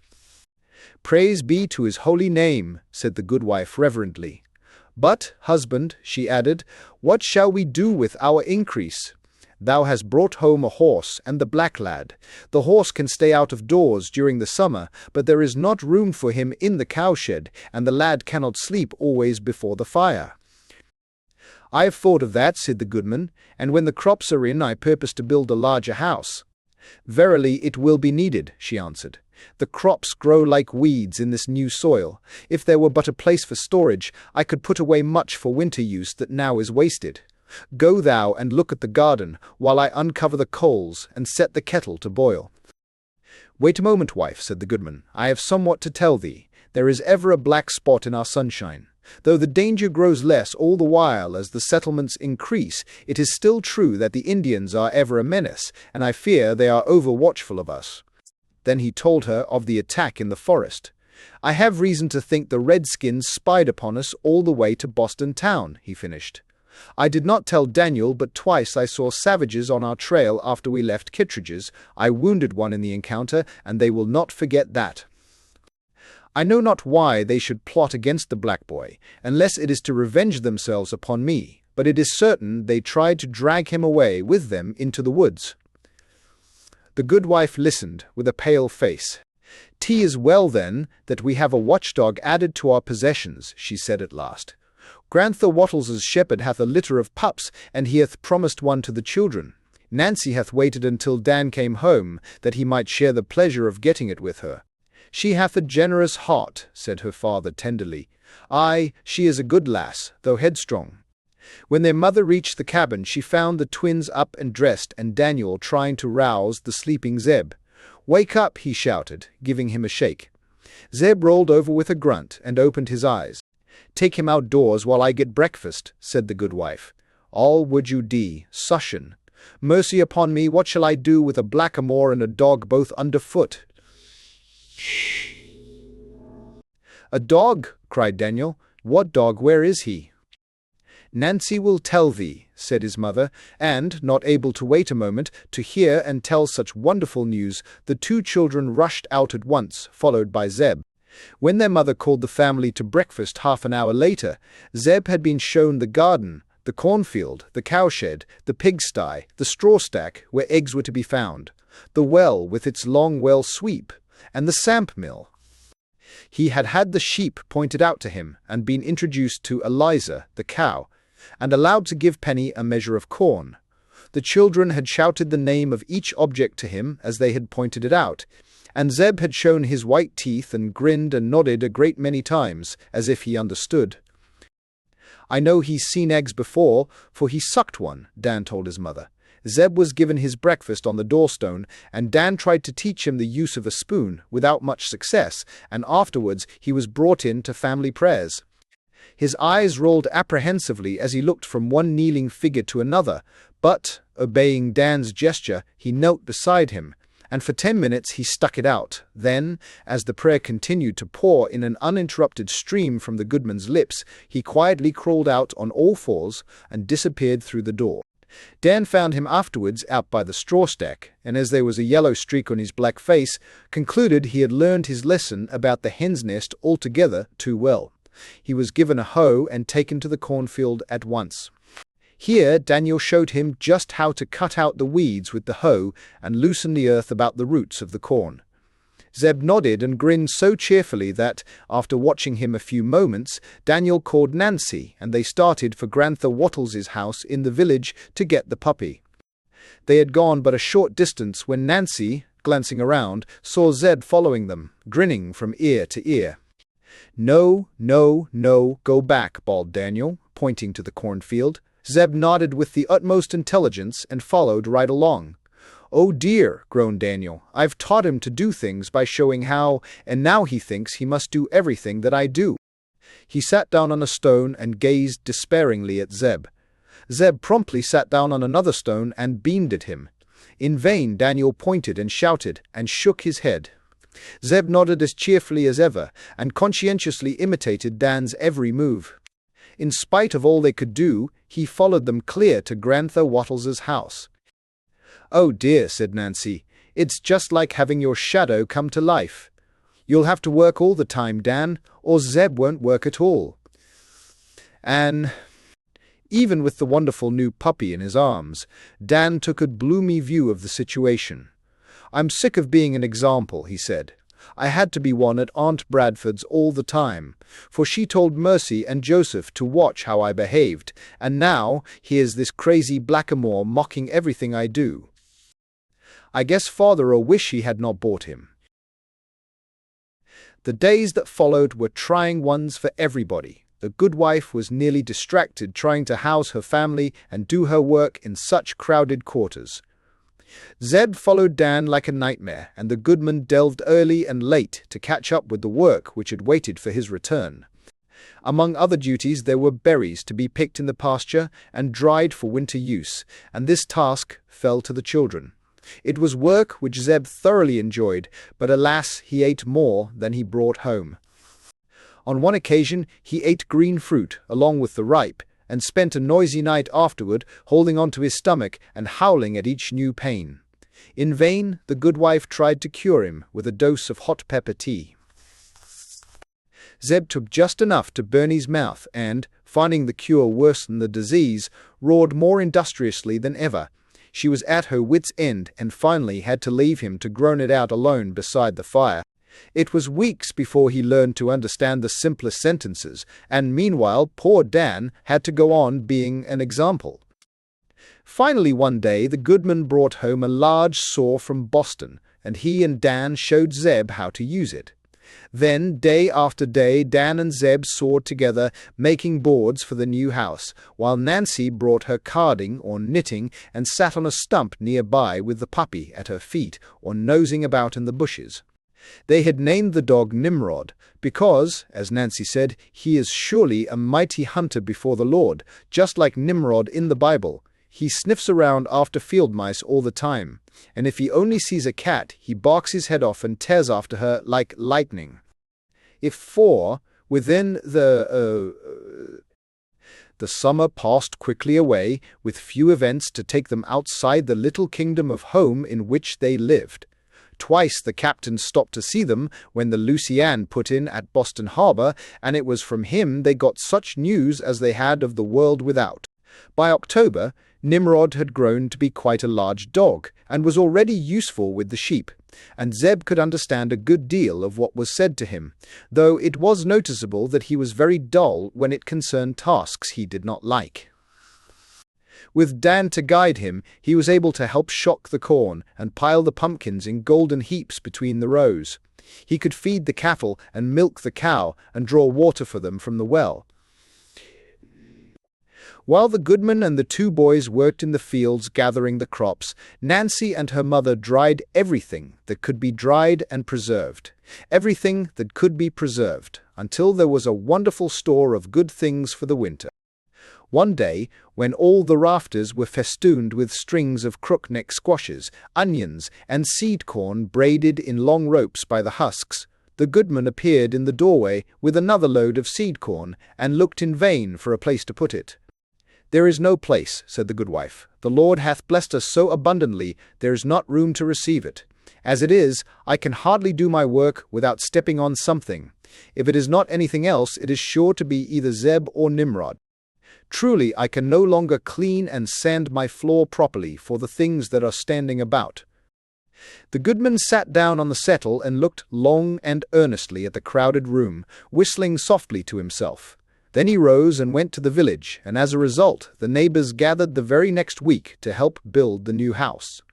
They came early in the morning, the men with axes and saws on their shoulders, and the women carrying cooking utensils.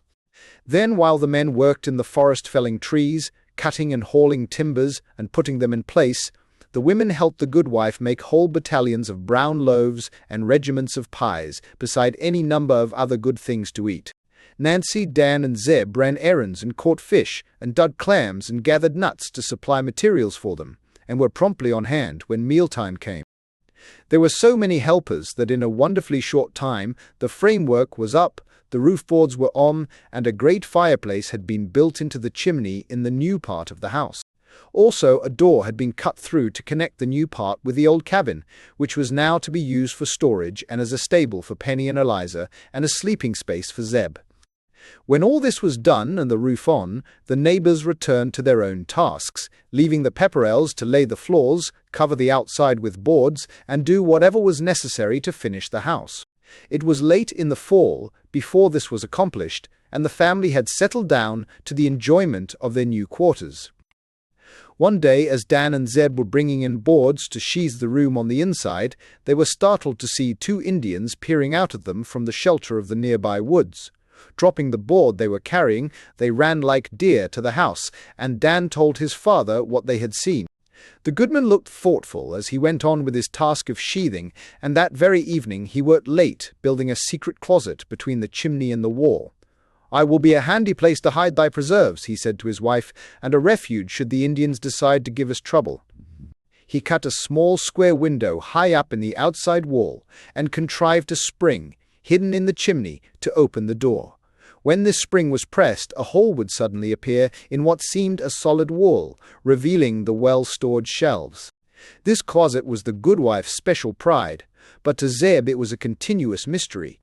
At one moment there was the solid wall, the next, without touch of human hands, a door would fly open, giving a tantalizing glimpse of things to eat which he could never touch, for if he came near, the door would close again as mysteriously as it had opened.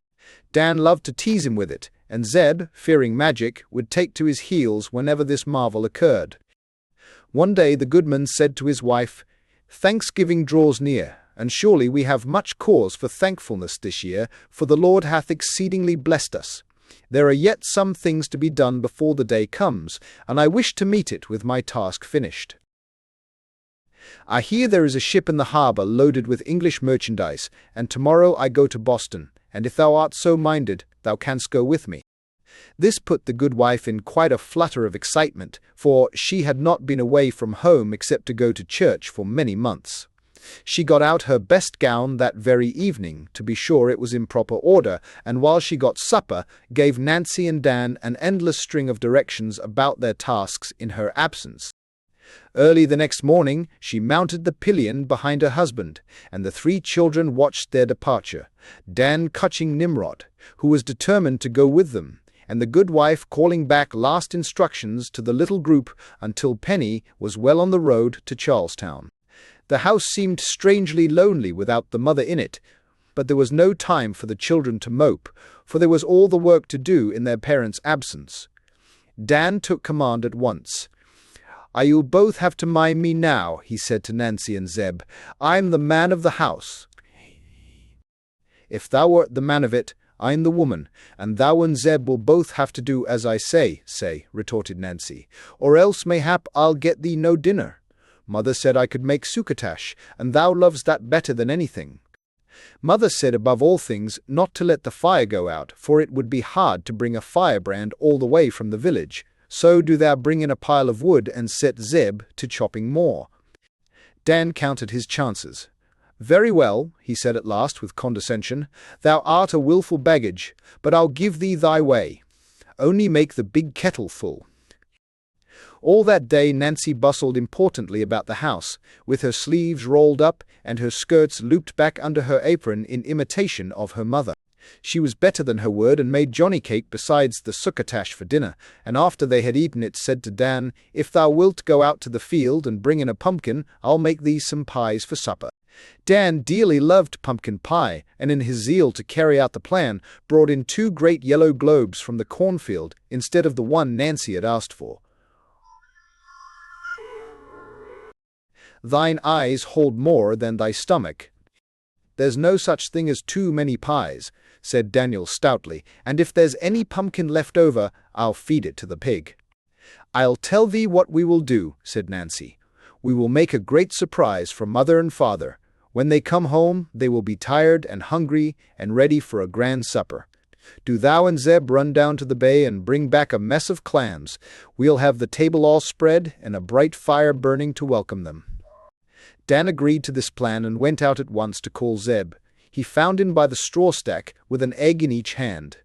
"Oh, take them in to Nancy," commanded Dan, pointing sternly toward the house.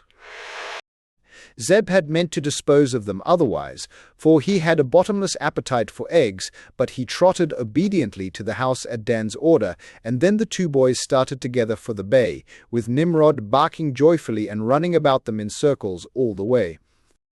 The fall days were short, and it was dusk before the evening chores were done, and Dan came into the bright kitchen with Zeb and Nimrod both at his heels, and announced that he had a hole in his stomach as big as a bushel basket. For answer, Nancy pointed to 4 golden-brown pies cooling on a shelf, and Dan smacked his lips in anticipation. Zeb came alongside and, copying Dan, smacked his lips too. "Go away, both of you," said Nancy. "You can only look at them now, for I have everything ready for Father and Mother, and we must not eat until they come." Dan looked about the room to see what Nancy's surprise might be. It was a cheerful picture that met his eye. First of all, there was Nancy herself with her neat cap and white apron, putting the finishing touches to the little feast she had prepared. She had spread the table with the best linen and decorated it with a bunch of red berries. She had even brought out the silver tankard from its hiding place under the eaves of the loft and placed it beside her father's trencher. The clams were simmering on the fire, sending out an appetizing smell, and the brown loaf was cut. The hickory logs snapped and sputtered, and the flames danced gaily in the fireplace, setting other little flames dancing in the shining pewter dishes arranged on a dresser across the room. Nimrod was lying before the fire with his head on his paws, asleep, and Zeb, squatted down beside him, was rolling his eyes hungrily in the direction of the pies. "I hope they'll come soon," said Daniel, lifting the cover of the kettle and sniffing. "If they do not, 'tis likely they'll find me as dead as a salt herring when they get here." Nancy laughed and, breaking a slice of brown bread in 2, gave a piece to each boy. "Take that to stay your stomachs," she said, "and, for the rest, have patience." For a long time they waited, and still there was no sound of hoofs upon the road. Dusk deepened into darkness, and the harvest moon came out from behind a cloud and shed a silvery light over the landscape. Nancy went to the door and gazed toward the road. "Dost think, brother, the Indians have waylaid them?" she asked Dan at last. "Nay," answered Dan, "they are likely delayed at the ferry. Should the ferryman be at his supper, wild horses could not drag him from it, I'll be bound. They'll come presently, never fear, but it will doubtless grieve them much to see me lying stiff and cold on the hearth." "Nancy, thou takest a fearful chance in denying thy brother food." But Nancy only laughed at his woebegone face. "Oh, art indeed a valiant trencher man," she said. Then, suddenly inspired, she brought him the extra pumpkin, which she had not used for the pies, set it before him upon the hearthstone, and gave him a knife. "Oh, I-T-U-I-U," I-T said. "It's U-F-I-I-T-I. Tea will take up thy mind, and make thee forget thy stomach." Dan took the knife, cut a cap from the top of the pumpkin, and scooped out the seeds. Then he cut holes for the eyes and nose, and a fearful gash, bordered with pointed teeth, for the mouth, and Nancy brought him the stub of a bayberry candle to put inside. Zeb watched the process with eyes growing wider and wider as the thing became more and more like some frightful creature of his pagan imagination. They were just about to light the candle when Nimrod gave a sharp bark. There was a creaking noise outside, and Nancy, springing joyfully to her feet, shouted, "They've come! They've come!" She was halfway to the door when suddenly she stopped, stiff with fright. There, looking in through the open shutter, was the face of an Indian. Dan and Zeb saw it at the same moment, and Nimrod, barking madly, rushed forward and leaped at the window. Giving one of his wildcat shrieks, Zeb instantly went up the ladder to the loft with the agility of a monkey. The head had bobbed out of sight so quickly that for an instant Nancy hardly believed her own eyes, but in that instant Dan had been quick to act. He pressed the catch concealed in the fireplace and, springing to his feet, seized Nancy and dragged her back into the secret closet. They nearly fell over the pumpkin, which lay directly in their path, and it rolled before them into the closet. Once inside, they instantly closed the door and, with wildly beating hearts, sank down in the darkness. About a foot above the floor there was a small knot-hole in the door, which the goodman had purposely left for a peephole, and to this Dan now glued his eyes. In spite of Nimrod's frantic barking, the house door was quietly opened, and when the dog flew at the intruder, he was stunned by a blow from the butt end of a musket, and his senseless body sent flying out of the door by a kick from a moccasined foot. Then 2 Indians crept stealthily into the room.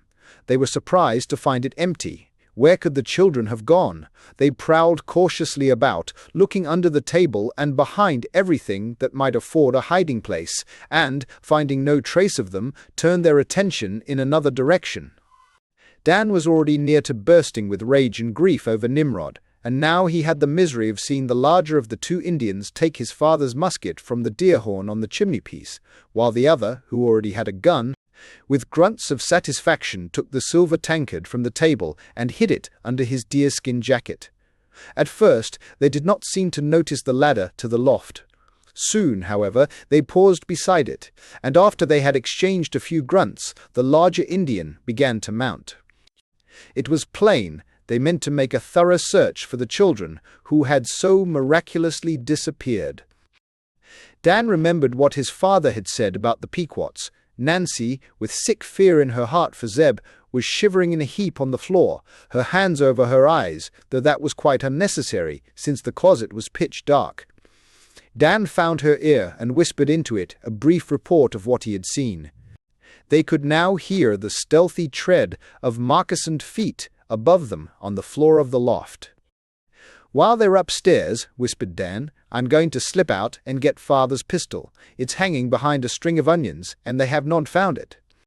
"Oh, no," gasped Nancy. She clung to him, and in trying to get up he struck the pumpkin, which rolled away toward the outside wall of the closet. Just then there was a fearful outburst of noise overhead. There was the sound of something being dragged from under a bed across the floor, something which clawed and shrieked and fought like a wildcat. There were grunts and the thump of moccasined feet dancing about in a lively struggle. "Now is my chance," said Dan to himself, and, opening the door cautiously, he made a dash for the pistol and snatched it from its hiding place. As he was leaping back to the closet, he saw the bayberry candle lying on the hearth, and in that instant a wonderful idea flashed into his mind. He picked up the candle, lit it from the flames, and scurried back to his hiding place just as the legs of an Indian appeared at the top of the ladder. He shut the door swiftly behind him and, giving the candle to Nancy, told her to set it inside the pumpkin. Crawling to the other end of the closet, Nancy did as she was bid, while Dan, with his eye at the peephole, watched the 2 Indians drag poor Zeb between them down the ladder and out the door. Eager to see where they went, Dan climbed up to the little window of the closet and peered out into the night. By the moonlight, he could see the 2 men dragging Zeb in the direction of the straw stack. They were having a hard time of it, for Zeb struggled fiercely, and they had their guns and the tankard to take care of as well, and in addition, to Dan's horror, one of them was waving a burning brand which he had snatched from the fire in passing. Dan trembled so with excitement that he nearly fell from his perch, but kept his wits about him. "Give me the pumpkin," he said to Nancy, and when she reached it up to him, he set the lurid, grinning face in the window. "Now the pistol," he said, and, sticking the muzzle through the opening beside the jack-o'-lantern, he fired it into the air. The shot was answered by a chorus of yells from the 3 figures by the straw stack. Scared out of their wits by the unexpected shot and by the frightful apparition which suddenly glared at them out of the darkness, the Indians took to their heels and ran as only Indians can run, dragging poor Zeb with them. "They gone," shouted Dan, dropping to the floor, "but they've set the straw stack afire." By the dim light of the jack-o'-lantern grinning in the window, he found the catch of the door, and the two children burst out of the closet. Seizing a bucket of water which stood by the hand basin in the corner, Dan dashed out of doors, followed by Nancy, whose fear of Indians was now overmastered by fear of fire. If their beautiful new house should be burned! She ran to the well sweep, and while Dan worked like a demon, stamping on burning straws with his feet and pouring water on the spreading flames, she swiftly plunged first one bucket, then another, into the well and filled Dan's pail as fast as it was emptied. In spite of these heroic efforts, the fire spread. All they could do was to keep the ground wet about the stack and watch the flying sparks, lest they set fire to the house. Over the lurid scene, the jack-o'-lantern grinned down at them until the candle sputtered and went out. The straw stack was blazing fiercely, lighting the sky with a red glare, when in the distance they heard the beat of a drum. Grandpa Wattles had seen the flames and was rousing the village. Then there were hoofbeats on the road, and into the firelight dashed Penny with the terrified Goodman and his wife on her back. Once they knew their children were safe, they did not stop for questions, but at once set to work to help them check the fire, which was now spreading among the dry leaves. The goodwife ran for her broom, which she dipped in water and then beat upon the little flames as they appeared here and there in the grass. The goodman mounted to the roof at once, and, with Dan to fetch water and Nancy to bring up buckets from the well, they managed to keep it too wet for the flying sparks to set it afire. At last the neighbours, roused by Grandpa Wattles's frantic alarm, came hurrying across the pastures, but the distance was so great that the flames had died down, and the danger was nearly over before they arrived. There was now time for explanations, and, surrounded by an eager and grim-visaged circle, Nancy and Dan told their story. "There's a brave lad for you," cried Stephen Day when the tale was finished, patting Dan on the shoulder. "Aye, and a brave lass too," added another. Their father and mother said no words of praise, but there was a glow of pride in their faces as they looked at their children and silently thanked God for their safety. "We can do nothing tonight," said Goodman Pepperell at last, "but, neighbours, if you are with me, tomorrow we will go into the woods and see if we can find any trace of the black boy. Doubtless by stealing him and burning the house they thought to revenge themselves for the Indian, whom I wounded on my way home from Plymouth. They must have been watching the house and, seeing us depart this morning, knew well that they had naught but children to deal with." "Aye, but such children," said Stephen Day, who had been greatly impressed by the story of the jack-o'-lantern. "We'll follow them indeed, and if we find them—" His jaw shut with a snap, and he said no more. While the men laid their plans for the morrow, the children and their mother stole round to the front of the house, and Dan began a search for Nimrod. He had been neither seen nor heard since the Indian had given him that fearful blow and thrown him out. They found him lying a few feet from the house, still half stunned, and Dan lifted him tenderly in his arms, brought him into the house, and laid him down before the fire, where he had slept so peacefully only 1 short hour before. Nimrod licked his hand, and rapped his tail feebly on the hearthstone.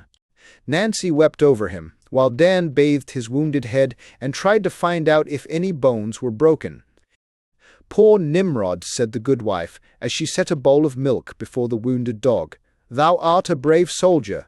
Drink this, and soon thou wilt be wagging thy tail as briskly as ever." She stirred the fire and lit the candles, and when the goodman came in a few moments later, the little family looked about their new home to see what damage had been done. Nancy's little feast was a sad wreck. There were the pies, to be sure, but the tablecloth was awry, and the flowers were tipped over and strewn about the floor, which was covered with the tracks of muddy feet. In the scuffle with Zeb, the spinning wheel had been overturned, and the settle was lying on its back on the floor. The room looked as if a hurricane had passed through it. The goodman mourned the loss of his gun, and the goodwife grieved for her tankard, but all smaller losses were forgotten in their distress about Zeb.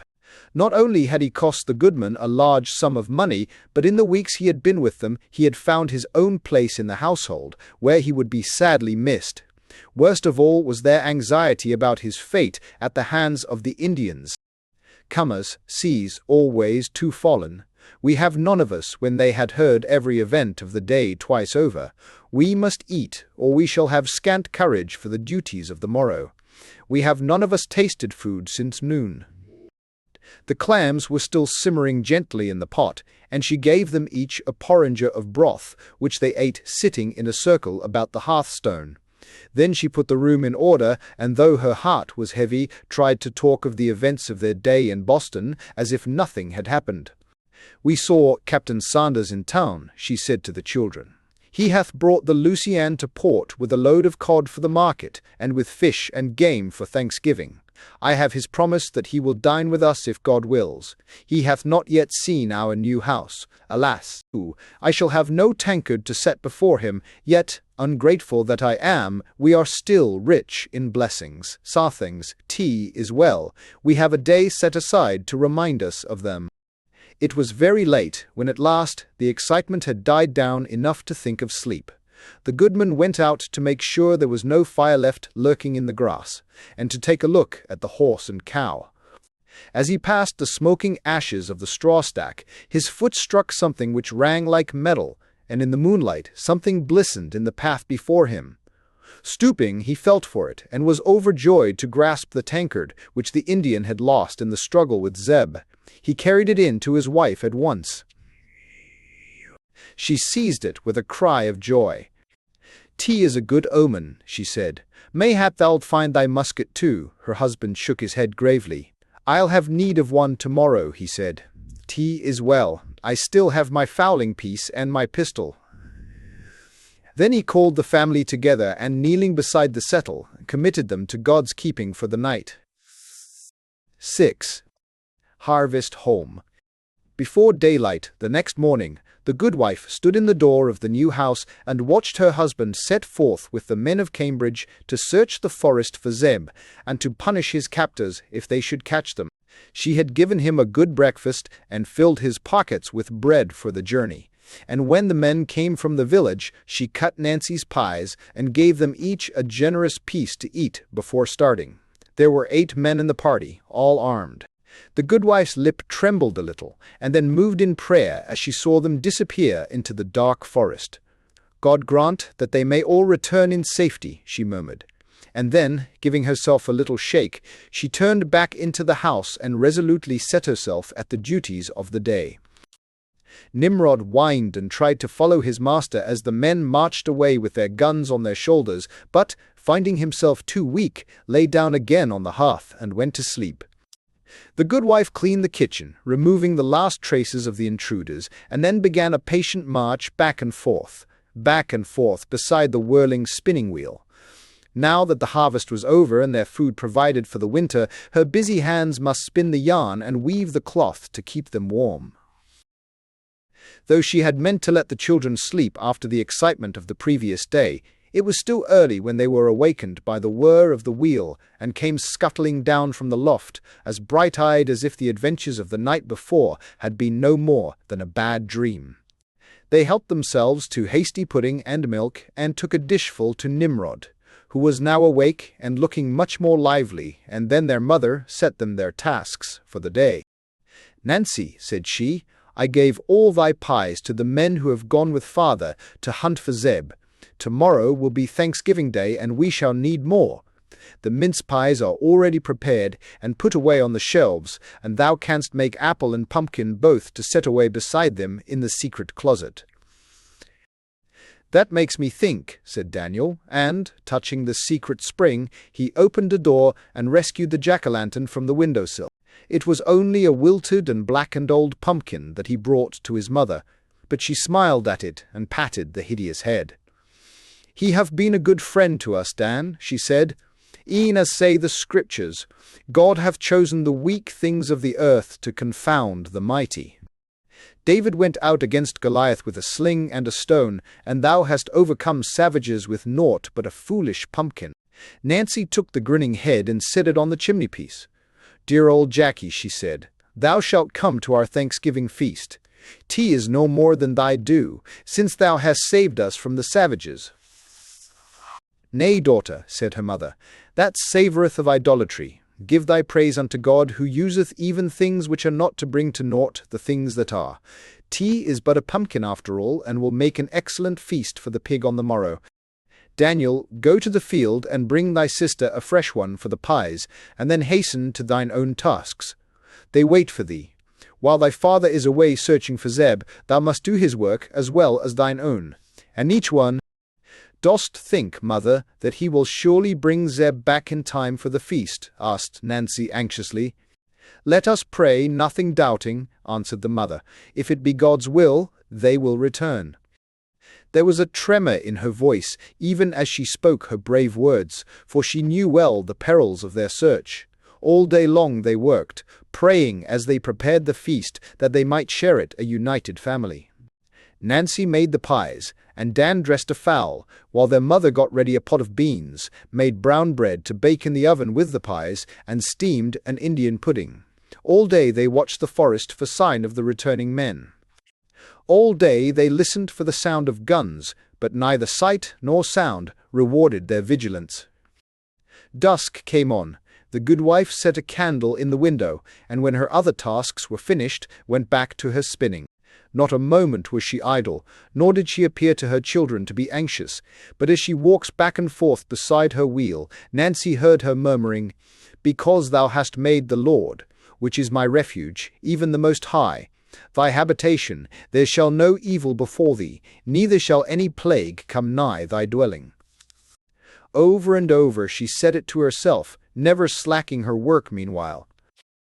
The supper which Nancy prepared waited 1 hour too, after Dan had fed the cattle and brought in the milk, and still there was no sign of the searching party. Suddenly Nimrod, from his place on the hearth, gave a short, sharp bark, and, leaping to the window, stood with his paws on the sill, peering out into the darkness and whining. Dan was beside him in an instant. I see them, he cried joyfully, a whole parcel of them. They are just coming out from behind the cowshed. Imba! Nancy and her mother reached the window almost at the same moment, and as the shadowy figures emerged from behind the cowshed, the mother counted them breathlessly. 1, 2, 3, 4, 5. There's father, shrieked Nancy. He's carrying something. Oh, dost think it is Zeb? 6, 7, 8, 9, 10. There are 10 men, when but 8 set forth. Praise God, they have all come back, cried the mother. Turning swiftly to the fireplace, she snatched from it a brand of burning pitch pine and, holding it high above her head for a beacon, ran out to meet them, with Dan, Nancy, and Nimrod all at her heels. The torchlight shone on stern and weary faces as the men drew near, and out near faces as the men drew near.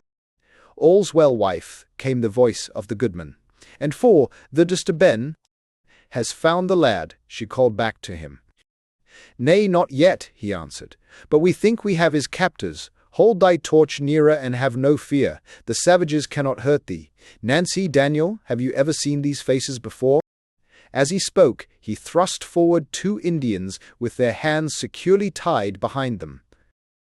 Oh, shuddered Nancy, I saw them at the window, and Dan added, Aye, 'twas this one that kicked Nimrod. Nimrod confirmed his statement by growling fiercely and snapping at the heels of the taller of the 2 Indians. Call off thy dog, said the goodman sternly, and though Dan felt it would be no more than fair to allow Nimrod one good bite, considering all he had suffered, he obediently collared Nimrod and shut him inside the kitchen. The faces of the Indians were like stone masks as they stood helpless before their captors, with the light of the flaming torch shining upon them. Go in with thy family, neighbor Pepperell, said Stephen Day. There are enough of us, and to spare to guard the savages. Mayhap a night in the stocks will cool their hot blood, and help them to remember what they have done with the slave lad. If not, the judge will mete out to them the punishment they deserve. Right willingly will I leave them in your hands, answered the goodman, for truly I am spent. Whether the Indians understood their words or not, they knew well the meaning of pointed guns, for they marched off toward the village without even a grunt of protest when Stephen Day gave the word of command. The goodman was so weary that his wife and children forbore asking questions until he was a little rested and refreshed. He sank down upon the settle with Nimrod beside him, and Dan removed his muddy boots and brought water for him to wash in, while Nancy and her mother hastened to put the long-delayed supper on the table. "This puts new life into me," declared the father, when he had eaten a few spoonfuls of hotchpot, "and now I'll tell somewhat of the day's work. There was no general uprising among the Indians, at least we saw no evidence of it. Tea is more likely, as I feared. They are the same Indians that followed us from Plymouth, meaning to revenge themselves upon me for wounding one of them when they set upon us in the forest." "But how is it the lad was not with them?" asked his wife. "That is a question which as yet hath no answer," replied her husband. "It may be they have killed him and hidden the body." At this fearful thought Nancy shuddered and covered her face with her hands. "It may be," went on the goodman, "that they passed him on to someone else to avoid suspicion. At any rate, he was not with them, and we could find no trace. Though the savages undoubtedly know some English, they refuse to say a word, and so his fate remains a mystery." "What further shall you do to find him?" asked the good wife. "See if we cannot force the Indians to confess, for the first thing," answered her husband. His wife sighed. "I fear no hope lieth in that direction," she said. "Their faces were like the granite of the hills." "What of the gun, father?" asked Daniel. "Didst thou find it?" "Nay," answered his father, "they had it not, and that causes me to think they have passed it as well as the boy on to others of their tribe. There is naught to be done now but wait until after Thanksgiving Day." "Tea will be but a sad holiday," said the good wife. "Though he is but a blackamoor, the lad hath found a place in my heart, and I grieve that evil hath befallen him. When I saw thee come out from behind the cowshed, I thought thou hadst a burden," said Daniel. "I thought it was Zeb, wounded, or mayhap dead." "Aye," answered the goodman, "I did carry a burden, and had like to forgot it. I dropped it by the door of the cowshed. Go thou and bring it in." Dan ran out at once and returned a moment later, carrying a huge wild turkey by the legs. His mother rose and felt its breastbone with her fingers. "Tea is fine and fat, and young withal," she answered. "Tea will make a brave addition to our feast on the morrow, for, truth to tell, our preparations have been but half-hearted thus far. Our minds were taken up with thy danger and fear for the lad." "Dwell rather on our deliverance," said her husband. "The Lord hath not brought us into this wilderness to perish. Let us not murmur, as did the children of Israel. The Lord still guides us." "Aye, and by a pillar of fire too," said Nancy, remembering the straw stack. "And instead of manna he hath sent this turkey," added Dan. Supper was now over, and after it was cleared away, and they had had prayers, the mother sent the rest of the family to bed, while she busied herself with final preparations for the next day. She plucked and stuffed the great turkey, first cutting off the long wing feathers for hearth brooms, and set it away on the shelf in the secret closet, along with Nancy's array of pies. It was late when at last she lit her candle, covered the ashes, and climbed wearily to bed. The wind changed in the night, and when they looked out next morning the air was full of great white snowflakes, and the blackened ruins of the straw stack were neatly covered with a mantle of white. The family was up betimes, and as they ate their good breakfast of sausages, johnny cake, and maple syrup, they sent many a thought toward poor Zeb, wandering in the forest, or perhaps lying dead in its depths. It was a solemn little party that later left the cabin in the care of Nimrod, and started across the glistening fields to attend the Thanksgiving service in the meeting-house. They were made more solemn still by the sight of the two Indians sitting with hands and feet firmly fixed in the stocks, apparently as indifferent to the falling snow as though they were images of stone. The first snowfall, usually such a joy to Nancy and Daniel, now only seemed to make them more miserable, and they were glad to see the sun when they came out of the meeting-house after the sermon and turned their steps toward home. At least Zeb would not perish of cold if it continued to shine. They were just beginning to climb the home hill, when they were surprised to see Nimrod come bounding to meet them, barking a welcome. "How in the world did that dog get out?" said the good wife wonderingly. I shut him in the kitchen the last thing before we left the house." Leaving their father and mother to follow at a slower pace, Nancy and Dan tore up the hill and threw open the kitchen door. There, comfortably dozing on the settle by the fire, sat the captain. At his feet lay Zeb, also sound asleep, with the wreckage of several blackened eggs strewn round him on the hearth. The captain woke with a start as the children burst into the room and for an instant stood staring in amazement and delight at the scene before them. Zeb, utterly worn out, slept on, and the captain, as usual, was the first to find his tongue. "Well, well," he shouted, rubbing his nose to a bright red to wake himself up. "Here ye be, and mighty lucky too, for I'm hungry enough to eat a bear alive. If I could have found out where ye hide your supplies, I might have busted 'em open to save myself and this poor lad from starvation."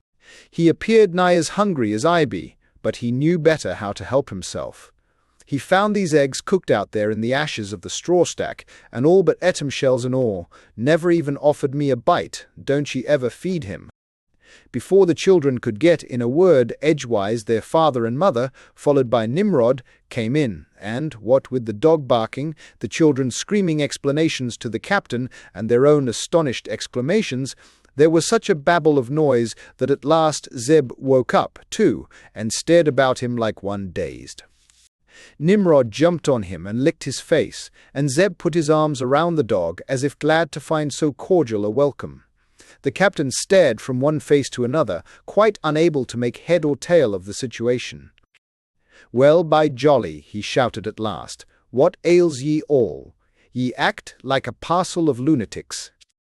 The goodman commanded silence and briefly told the whole story to the captain. "Where did you find the lad?" he asked, when he had finished.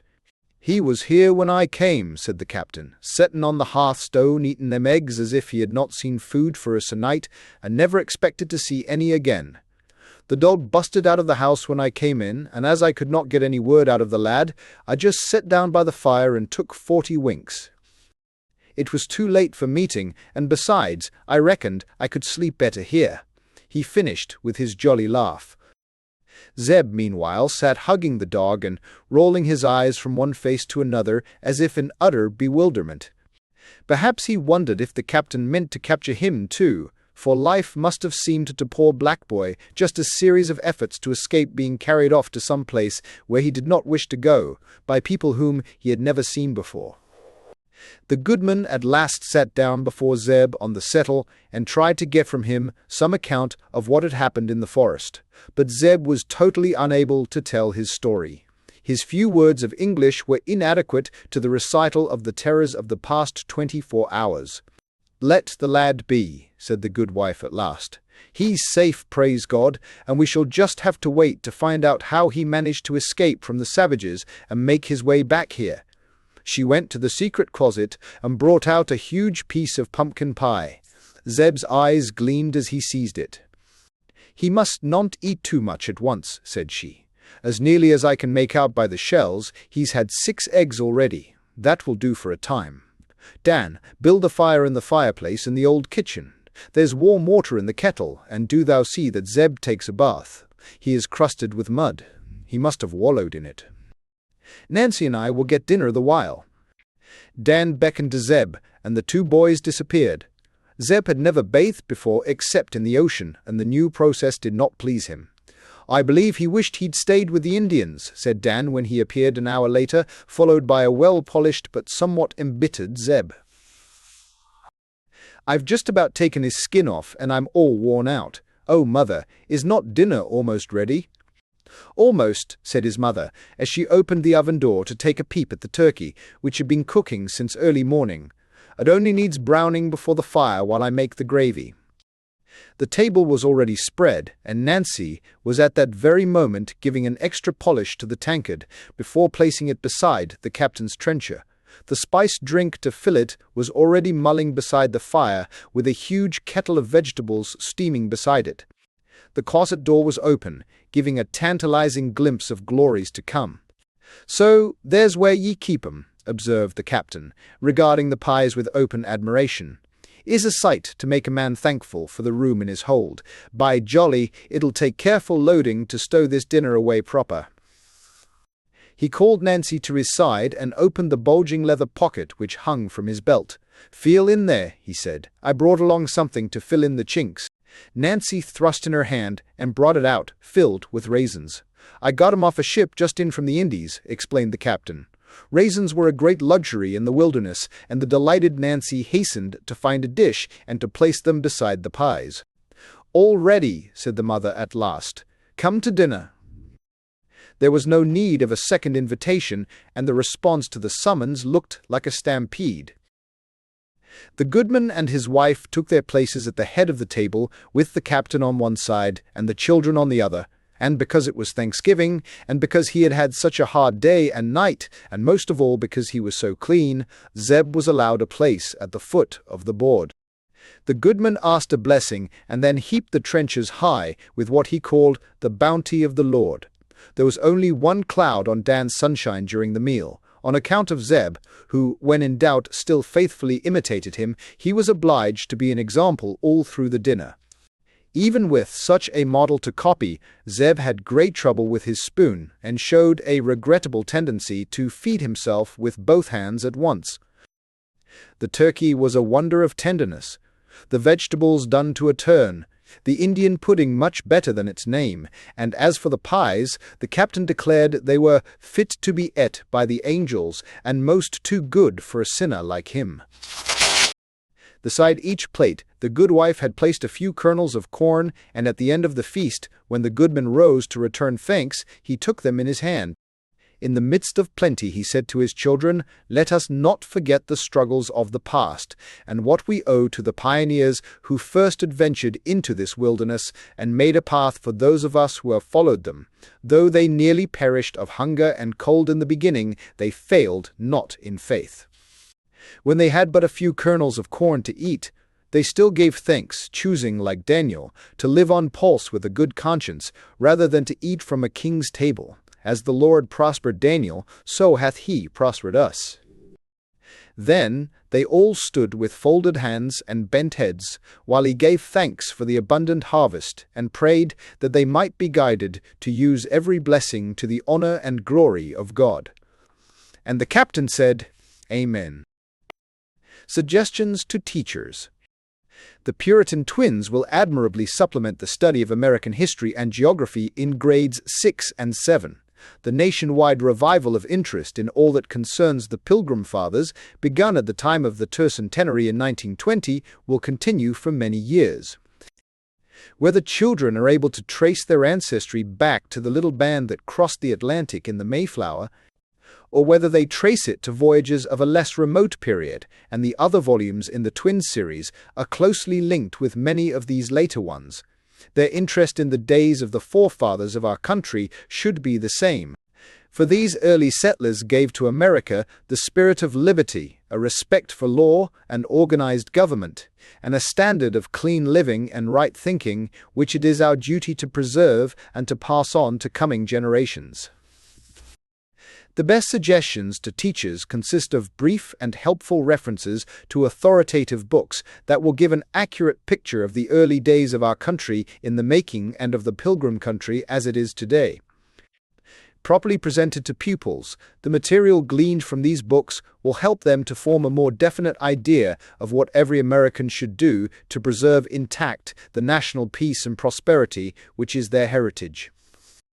In the following list, titles marked with an asterisk contain material which can be understandingly read by the pupils themselves.